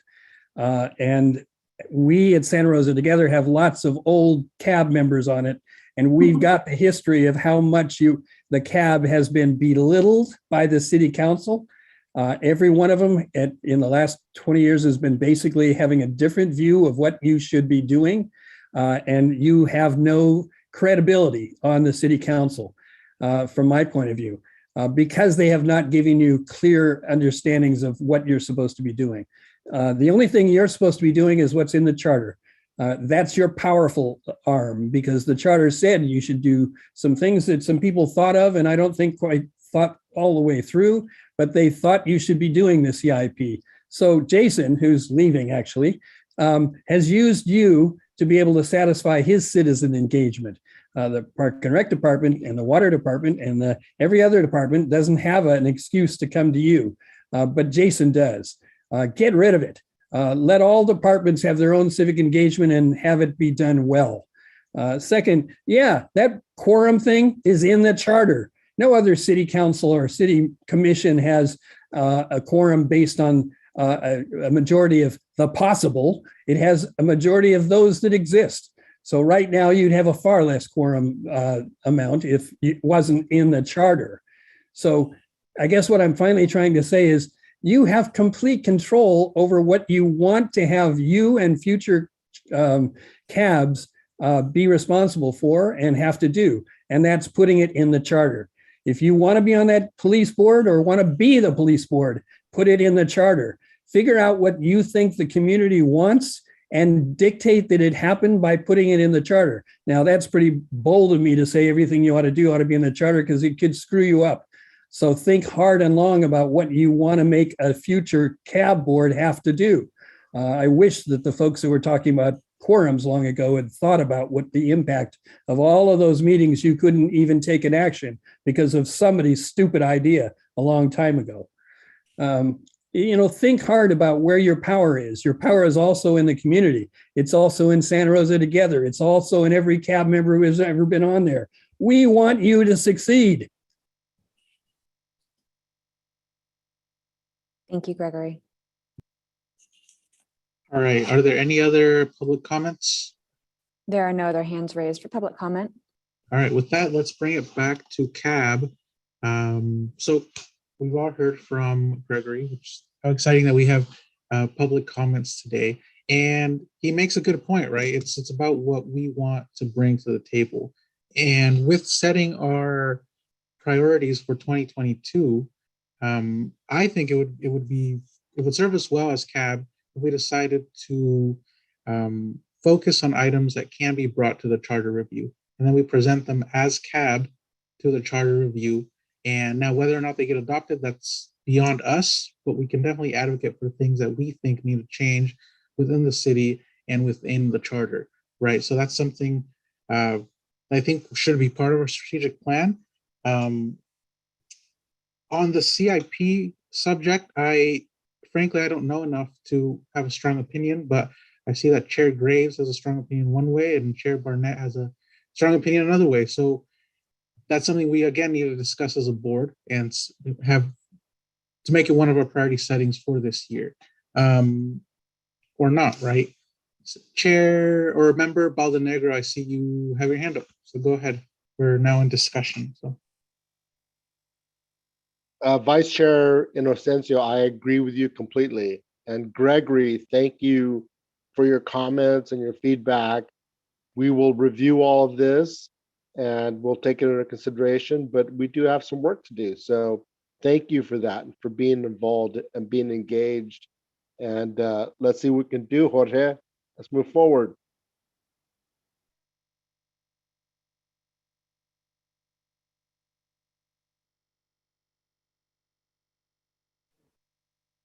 Vice Chair, you're muted. Oh, it's the first time that's happened to me in all the pandemic, so I'm a little frustrated. But Member Ram, go ahead.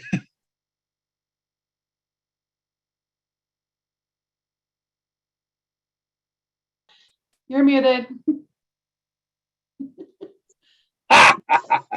First time for me too, not.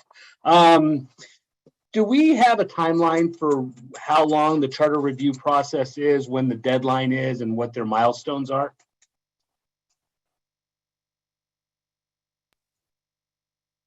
I think that was definitely part of what we're going to be bringing forward the next time. And actually, even before that, once we're able to get our meeting with City Attorney Sue Gallagher, that is one of the first questions that we will be asking, as well as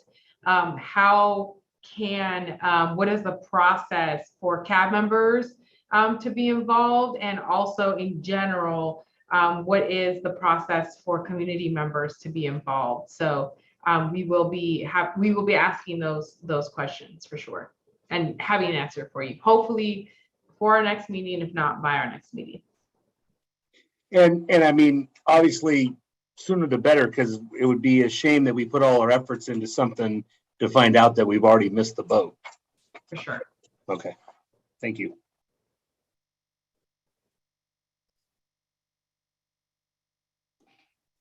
I will do my best to get an answer for you guys emailed out before I leave next week. So hopefully we'll get that answer. Okay, thank you, Member Ron, for the question or the comment. Any other questions? And while you're thinking of them, I have a kind of a question here too. Danielle and Magali, what are you looking from us, from CAB, for this agenda item? Is this just a discussion, or are we? Really quick, going Yeah. back to that last question, it looks like, so the link that Member Barnett put in the chat, the website says that the committee is expected to have completed its work sometime in the spring of 2022. So my next step is to get a clearer date for you on what spring 2022 means. So stand by on that. As far as what we need from the CAB, this is your opportunity to throw ideas out there for next steps for what you want to do moving forward. So it could be anything that you've discussed tonight. It could be what Gregory brought forth. He was absolutely correct. You have the power to decide what you're going to do. 100%. You can decide if you would like to bring forth recommendations for amendments to the charter, for the CAB's portion of the charter. You can absolutely do that. So this is your opportunity to throw those ideas out there. Just brainstorm at this point, and then we can prioritize after that. And just to kind of add to Danielle's point, before Danielle and Danny throw tomatoes at me, this is a good time to ask staff for what are the tools and resources that we could provide you all to get us to the next step, right? So if your step is, here's a strategic plan that there was, some motion, but then the pandemic happened. We want to complete that strategic plan, or maybe it's like, you know what, that strategic plan, like someone mentioned earlier, is not up to date with a lot of the work that's happened. So maybe we're looking at how do we build a new strategic plan. So we just want to make sure that we give you the tools that you need to just like activate under sort of this new dynamic and structure of, having to be fluid in whether we can really go out or not go out, if that changes, if it doesn't change, but that we can still operate, right?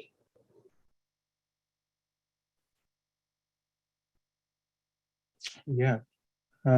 Thank you, Magali. Chair Graves. Thanks. I hope to get us started here a little bit. Just throwing out those brainstorm kind of thoughts.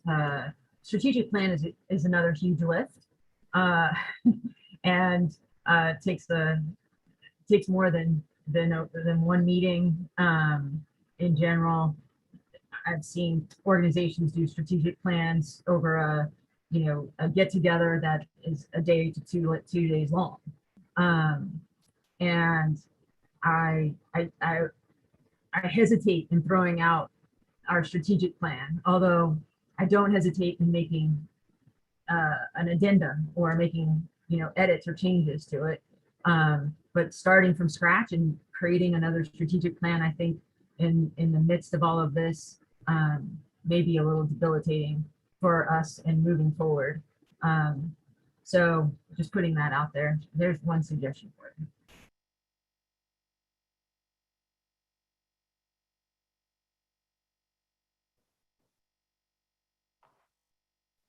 So it sounds like almost like reviewing the strategic plan that we currently have rather than a brand new one. Is that, Chair Graves, is that what you're saying? I just want to make sure I understood it right. Yeah, as much as that could be done, and adding on some, I don't know how to say it, maybe COVID friendly strategies within that would be applicable. I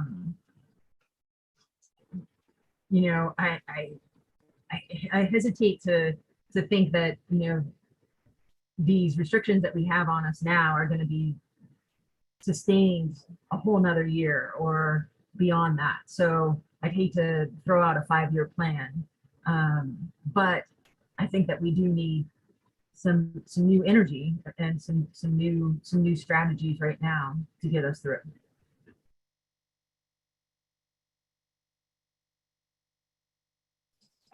Thank you. So, Cab, any other? We're brainstorming here, so it's open discussion. Please, let's all participate as we can. And let's see. Oh, I have a question. Yeah. How many are in favor of keeping what is in the charter currently as the focus areas for the CAB? No changes to the charter whatsoever. Keep it as is. Then we can work off of that and the strategic plan to build our priorities for next year. I don't know if we can take a vote on something without like a discussion around that. I'm not asking for a vote. I'm asking it like kind of as a temperature check to get the discussion going.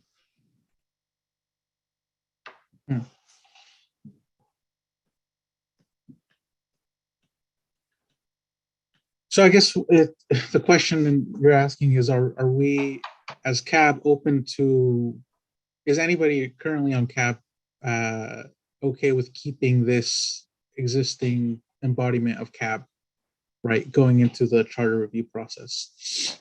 Sure, I think we could start there. Member Barnett, I see your hands up, and Member Baldonegro.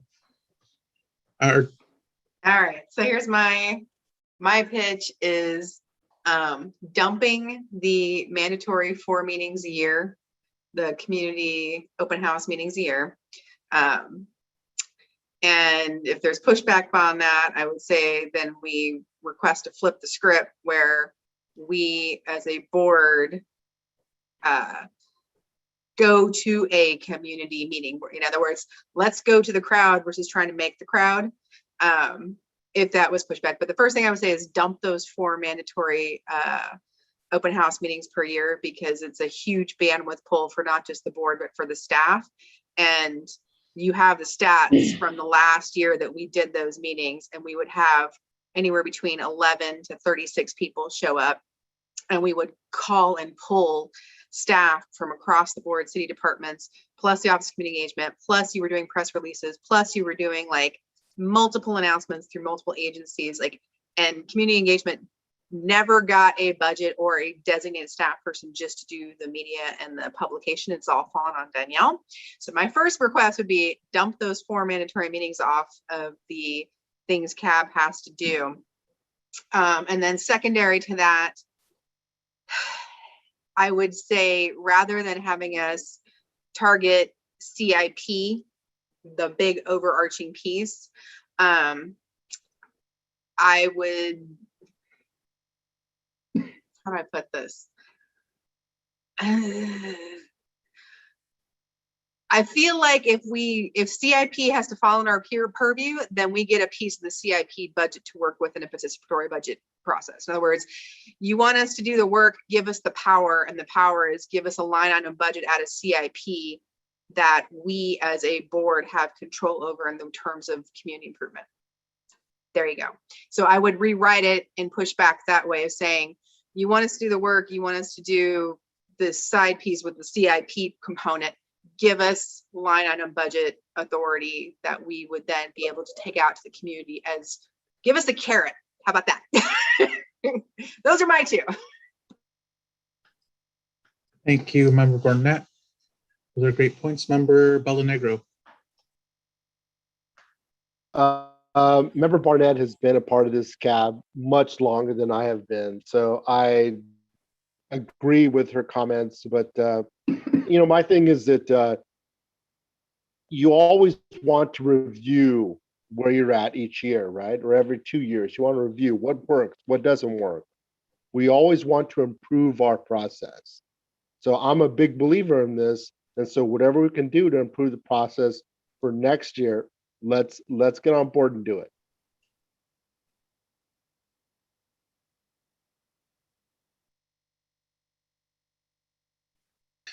Thank you, Member Baldonegro. Okay. I'm not seeing any other comments right now. So what I'm hearing so far is, and I like all these ideas as well, right? It's removing the 4 meetings per year, right? And I guess this answers a question. Or actually, can we do a small roll call of if we'd like to focus on reviewing the existing charter for CAB, right? So all the suggestions we're having so far point to the fact that we do want to change it, right? So I just want to get kind of a visual confirmation from all CAB members. Is that how we're feeling? That we would like to focus on trying to change it? Okay. Hold on. We could, Member Ron, let's- did you? No, I just said I don't think you can make a vote on that. we're not making a vote. We're purely an okay. advisory board as well. So I just want to make sure we're getting like a Gotcha. Okay. right. If as a board, do we agree on this? Right? We're not really, it's not binding, right? Okay, great. So it sounds like we do all agree for the most part on this. Vice Chair Inocencio, maybe we can just stay away from saying we all agree, Okay. because I just don't see, again, the voting issue. We're not voting, and not everybody nodded or raised hands or anything like that. So it's just hard to say. Maybe moving forward, if we could make a list of items like our own CAB charter review, that would be a priority item or an item moving forward in 2022. The strategic plan review in 2022. Make somewhat of a list and go from there potentially. Okay. Well, but That sounds okay. my question would be: don't we have to first agree that we want to change the existing strategic or priority settings that we've had? I don't know that we need to agree that we're going to change it, but we are saying there's enough people that are mentioning that it's something to look at. Okay. As staff that's going to be helping you move this forward, I'm really unclear as to what you guys want to do. Yeah, sorry, it is Yeah. very unclear on what the direction is. So I'm taking a lot of notes, but I don't know. There's no direction yet. We're still Okay. trying to gather that as a board. Jorge, Yeah. let me propose a direction. I propose that we, at the future meeting, take a closer look at what needs to change in the charter review and what can do as a committee, the CAB, to go in that direction. So there's no decision made, but let's put this on the agenda for a future meeting. Thank you, Member Baldinegro. Okay, so we're going to put this on the future agenda to look at what we're wanting to change, right? And the scope of that will include what we've discussed so far. Is that Yep. clear? Yep. So would that also, so that I understand what you all would like to change regarding the current charter requirements for CAB, right? That's one thing. And then also if you would want to make amendments to the strategic plan, right? That's 2. And then third would be a list for CAB suggestions or inquiries regarding the new charter review. Did I get that right? Yes, that sounds right to me. But I would also like to include, because I heard other members talk about it, the proposal by our public commenter regarding looking into neighborhood councils and what that would take. So just want to make sure that that's included in those 3 items. Okay. All right.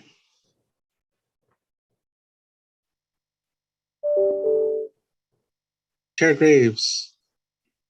Yeah, I think, you know, not only that neighborhood council, but just looking at, I strongly do agree with the neighborhood council. I want to be clear on that, to look into that and how to bring that forward if that results in our discussion of that. But also just other points of interest from the community about the charter review. You know, having a meeting potentially centered around that, like what us bringing back community input around the charter review and or how to get people in to the charter review process.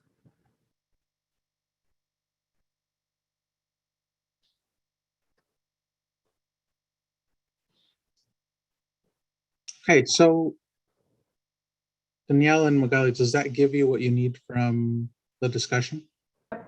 Thank you. All right, so I don't believe there's a vote in that case or anything, since it's just a discussion. So this will conclude item 6.2.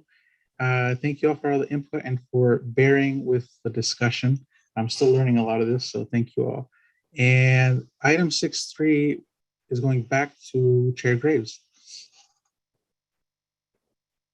Thank you, Vice Chair Inocencio. Thanks for doing a great job on that, containing all of that, and making it fruitful. Item number 6.3 is honoring Member Harper.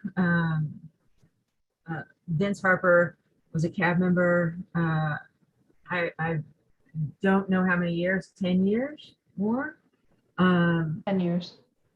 And as you heard Danielle say, we lost Member Harper just recently after a long battle that he had with his health. So we've been missing him for a year now, basically since April of 2021.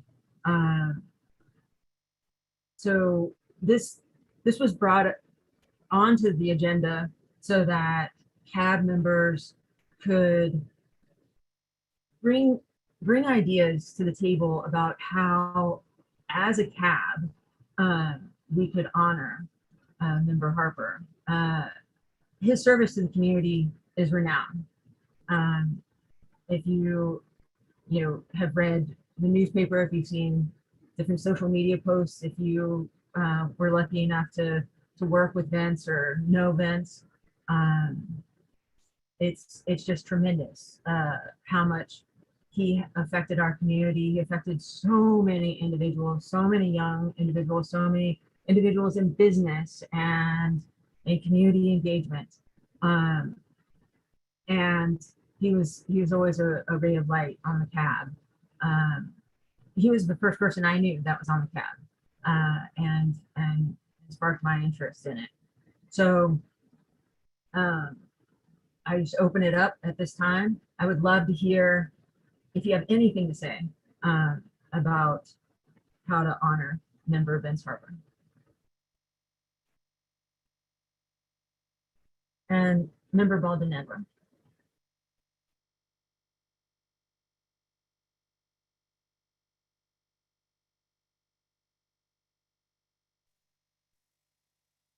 If there's a way that I don't know if this is within the CAB purview, that we could have an award in his honor, like a Vince Harper Award that we give out annually to a member of the community. I think something along those lines would be great, because Vince was a good guy and he deserves this and much, much more. So true. Thanks for that suggestion. Vice Chair, actually, I'll go Member Burnett first.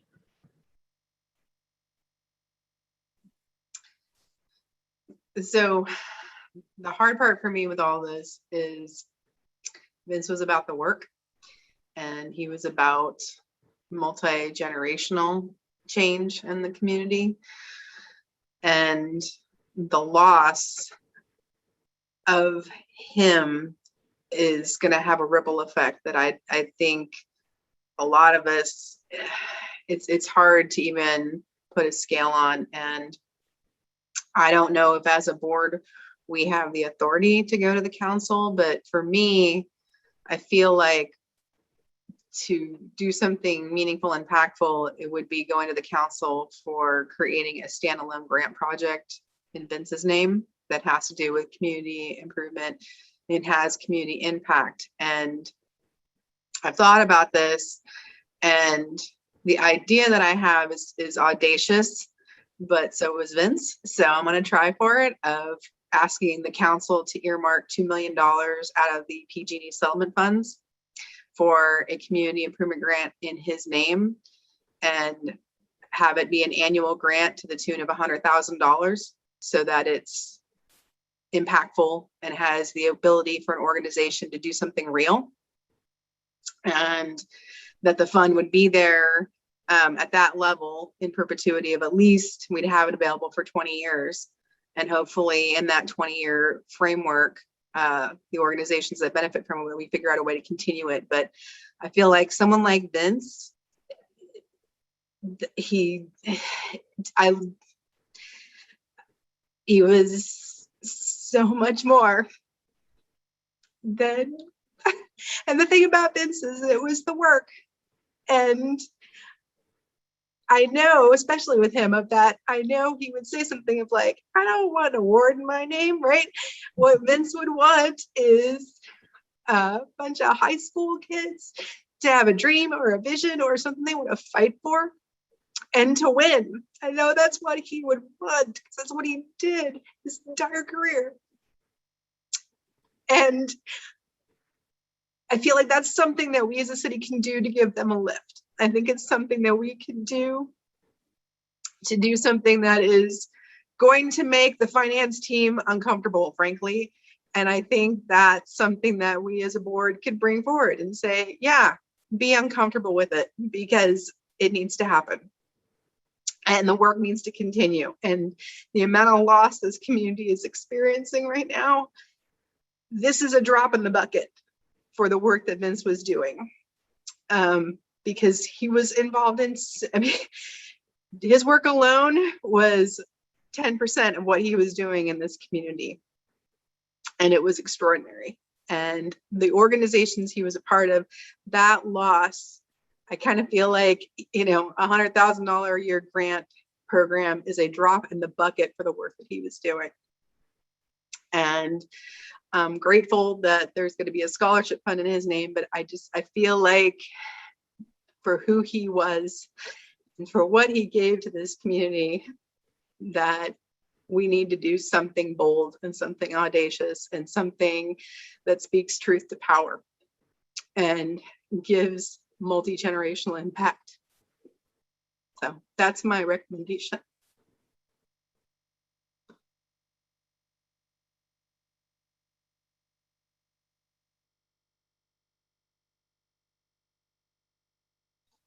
You're on mute.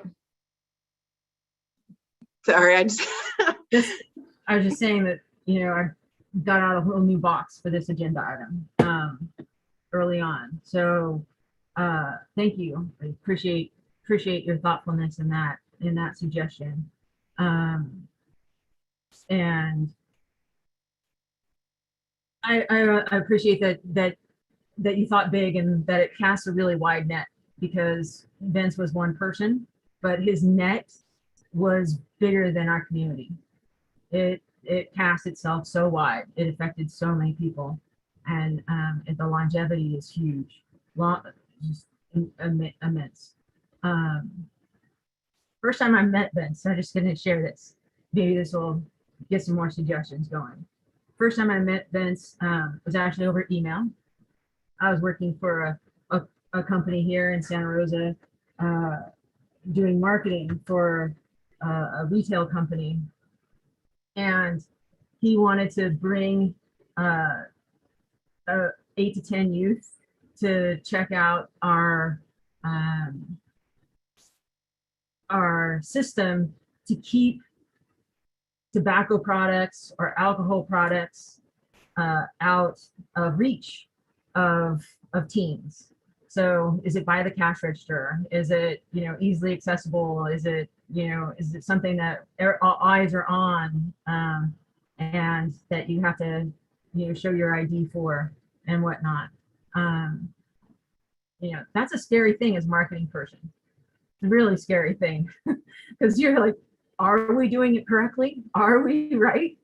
Are all systems on go? And we're going to get audited by this gentleman and these teens, and he's going to be sending it into the state.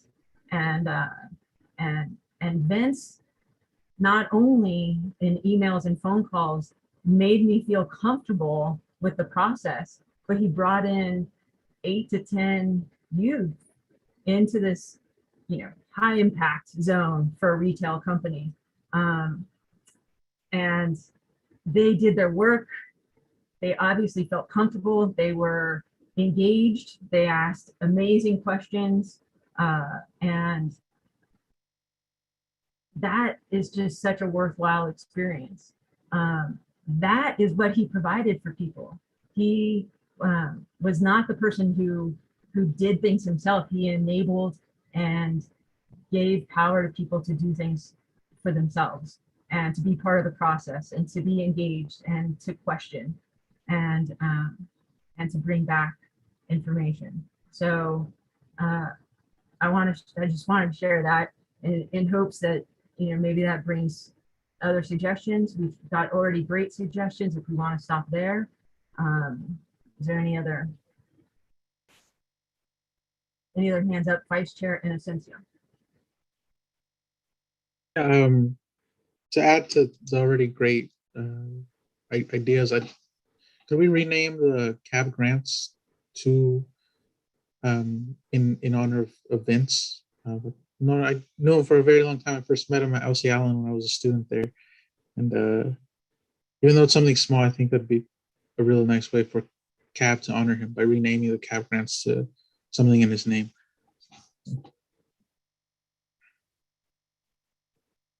Thank you, Vice Chair. And Member Rodriguez, I'm sorry I didn't see that hand up earlier.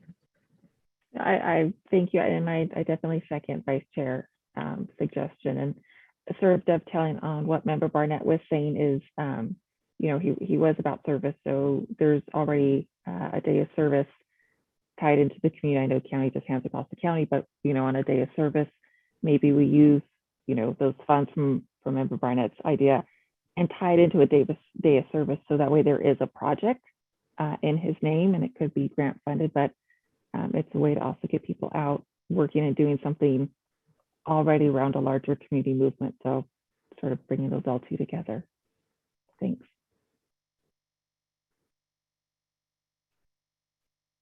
Thank you for that suggestion. Great suggestions so far, and I really love the span of suggestions as well. I don't necessarily believe that we need to narrow it down to one.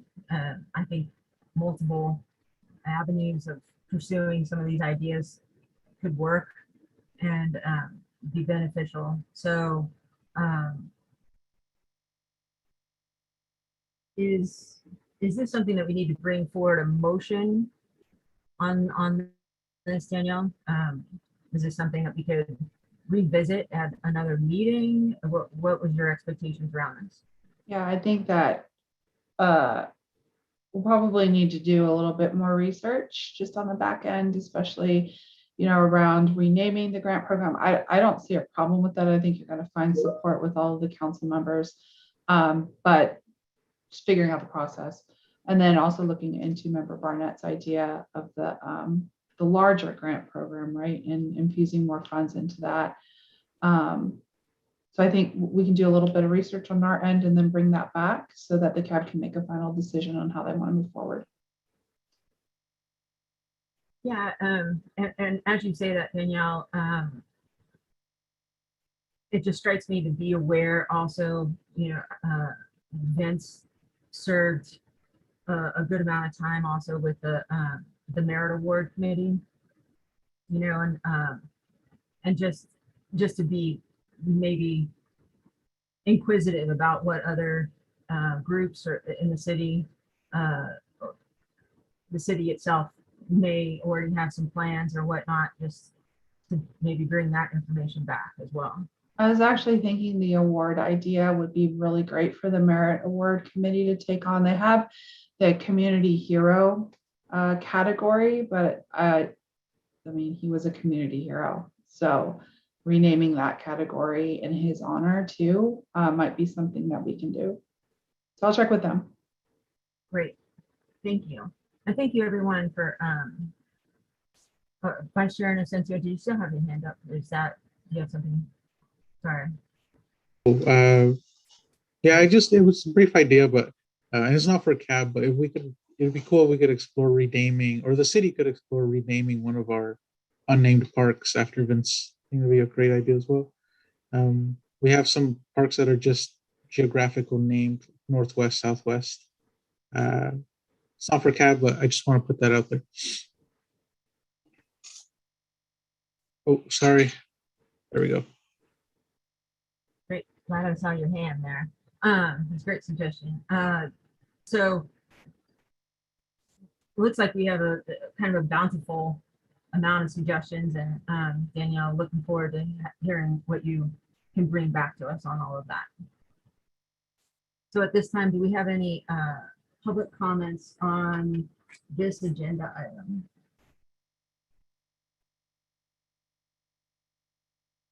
Sorry about that. Couldn't unmute myself. We do have one hand raised for public comment. If you'll give me one moment to pull up the screen.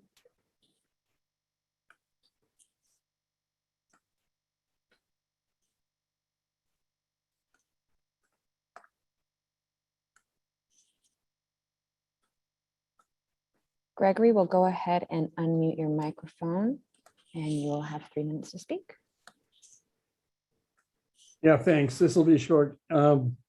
I know Vince and I go back about a dozen years when I was chair of the board of the Federal Poverty Program and he was a staff member there. He's been very active, as you all testified, and I'm really glad you're all beginning to sort of, as I could describe, feel your oats. I've directed you in the sense of what you could get accomplished on the charter, but I want you to understand that the more you get credible, the more you start actually doing and recommending things, the more the city will take you seriously. And all those suggestions you're talking about will become reality. You will become powerful enough to ask and get results. And that's what we all want. We want you to represent all of us, to listen to all of us, and we want you to get successful. And starting with the charter and moving on to other things, and you know, really demanding what you want. And with all of us behind you, I think you can get a lot done. So keep the imagination going and good luck. Thank you. There are no other hands raised for public comment. Thank you. I believe we can move on to future agenda items.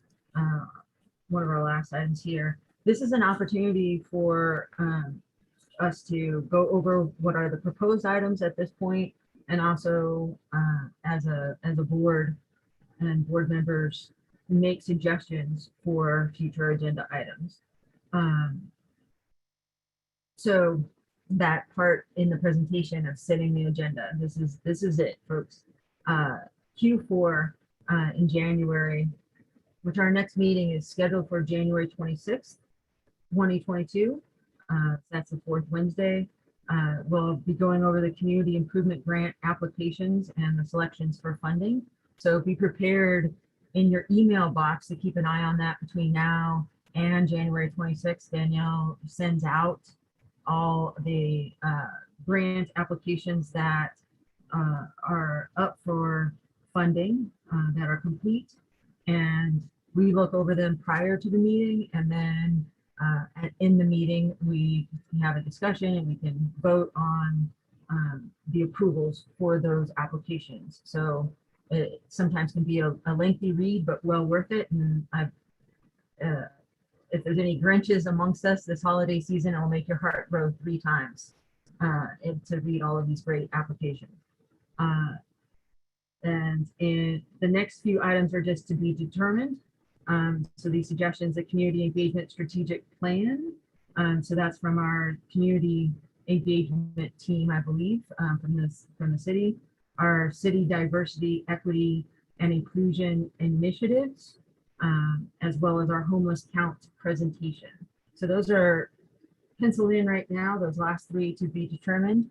Are there any suggestions from our CAB members for future agenda items?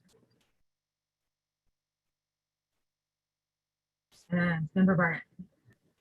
I actually have a question for Danielle. With the homeless count, I'm dating myself here with the last time Jenny presented. I want to say it was 2018, but the count happens in January, and it's by law every 2 years, but I believe in Santa Rosa, I believe Sonoma County still does every year.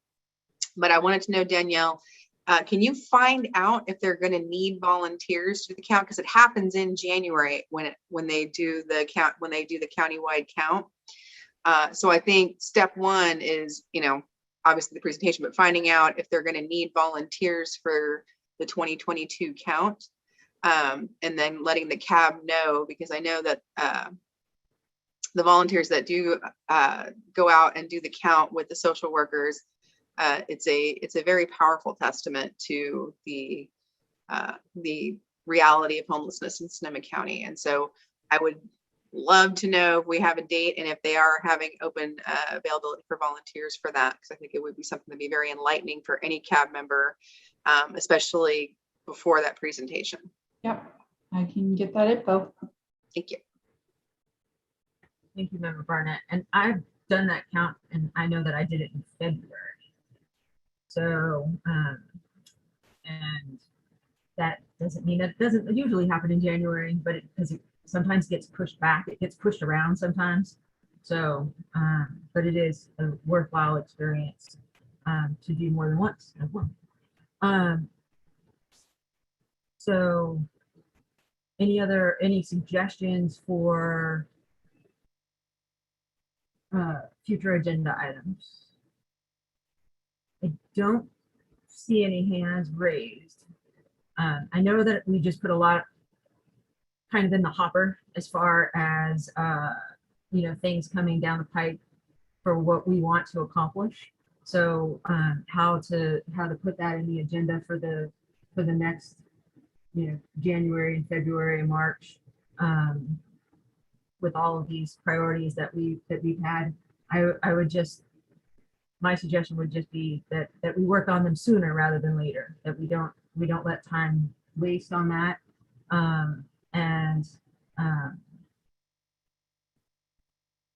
As we get, there's some things that got mentioned during this meeting, like the liaisons for the community improvement grants, and the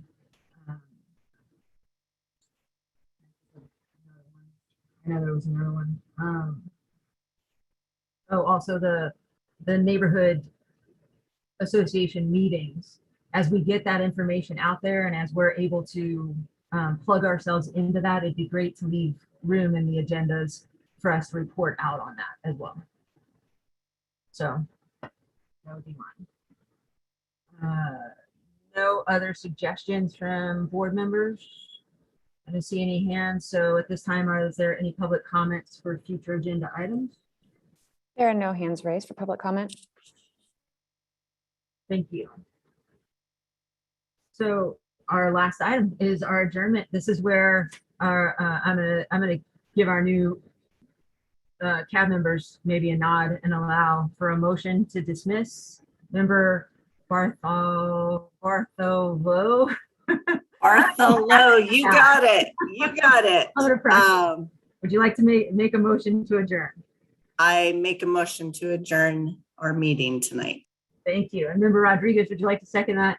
I will gladly second tonight.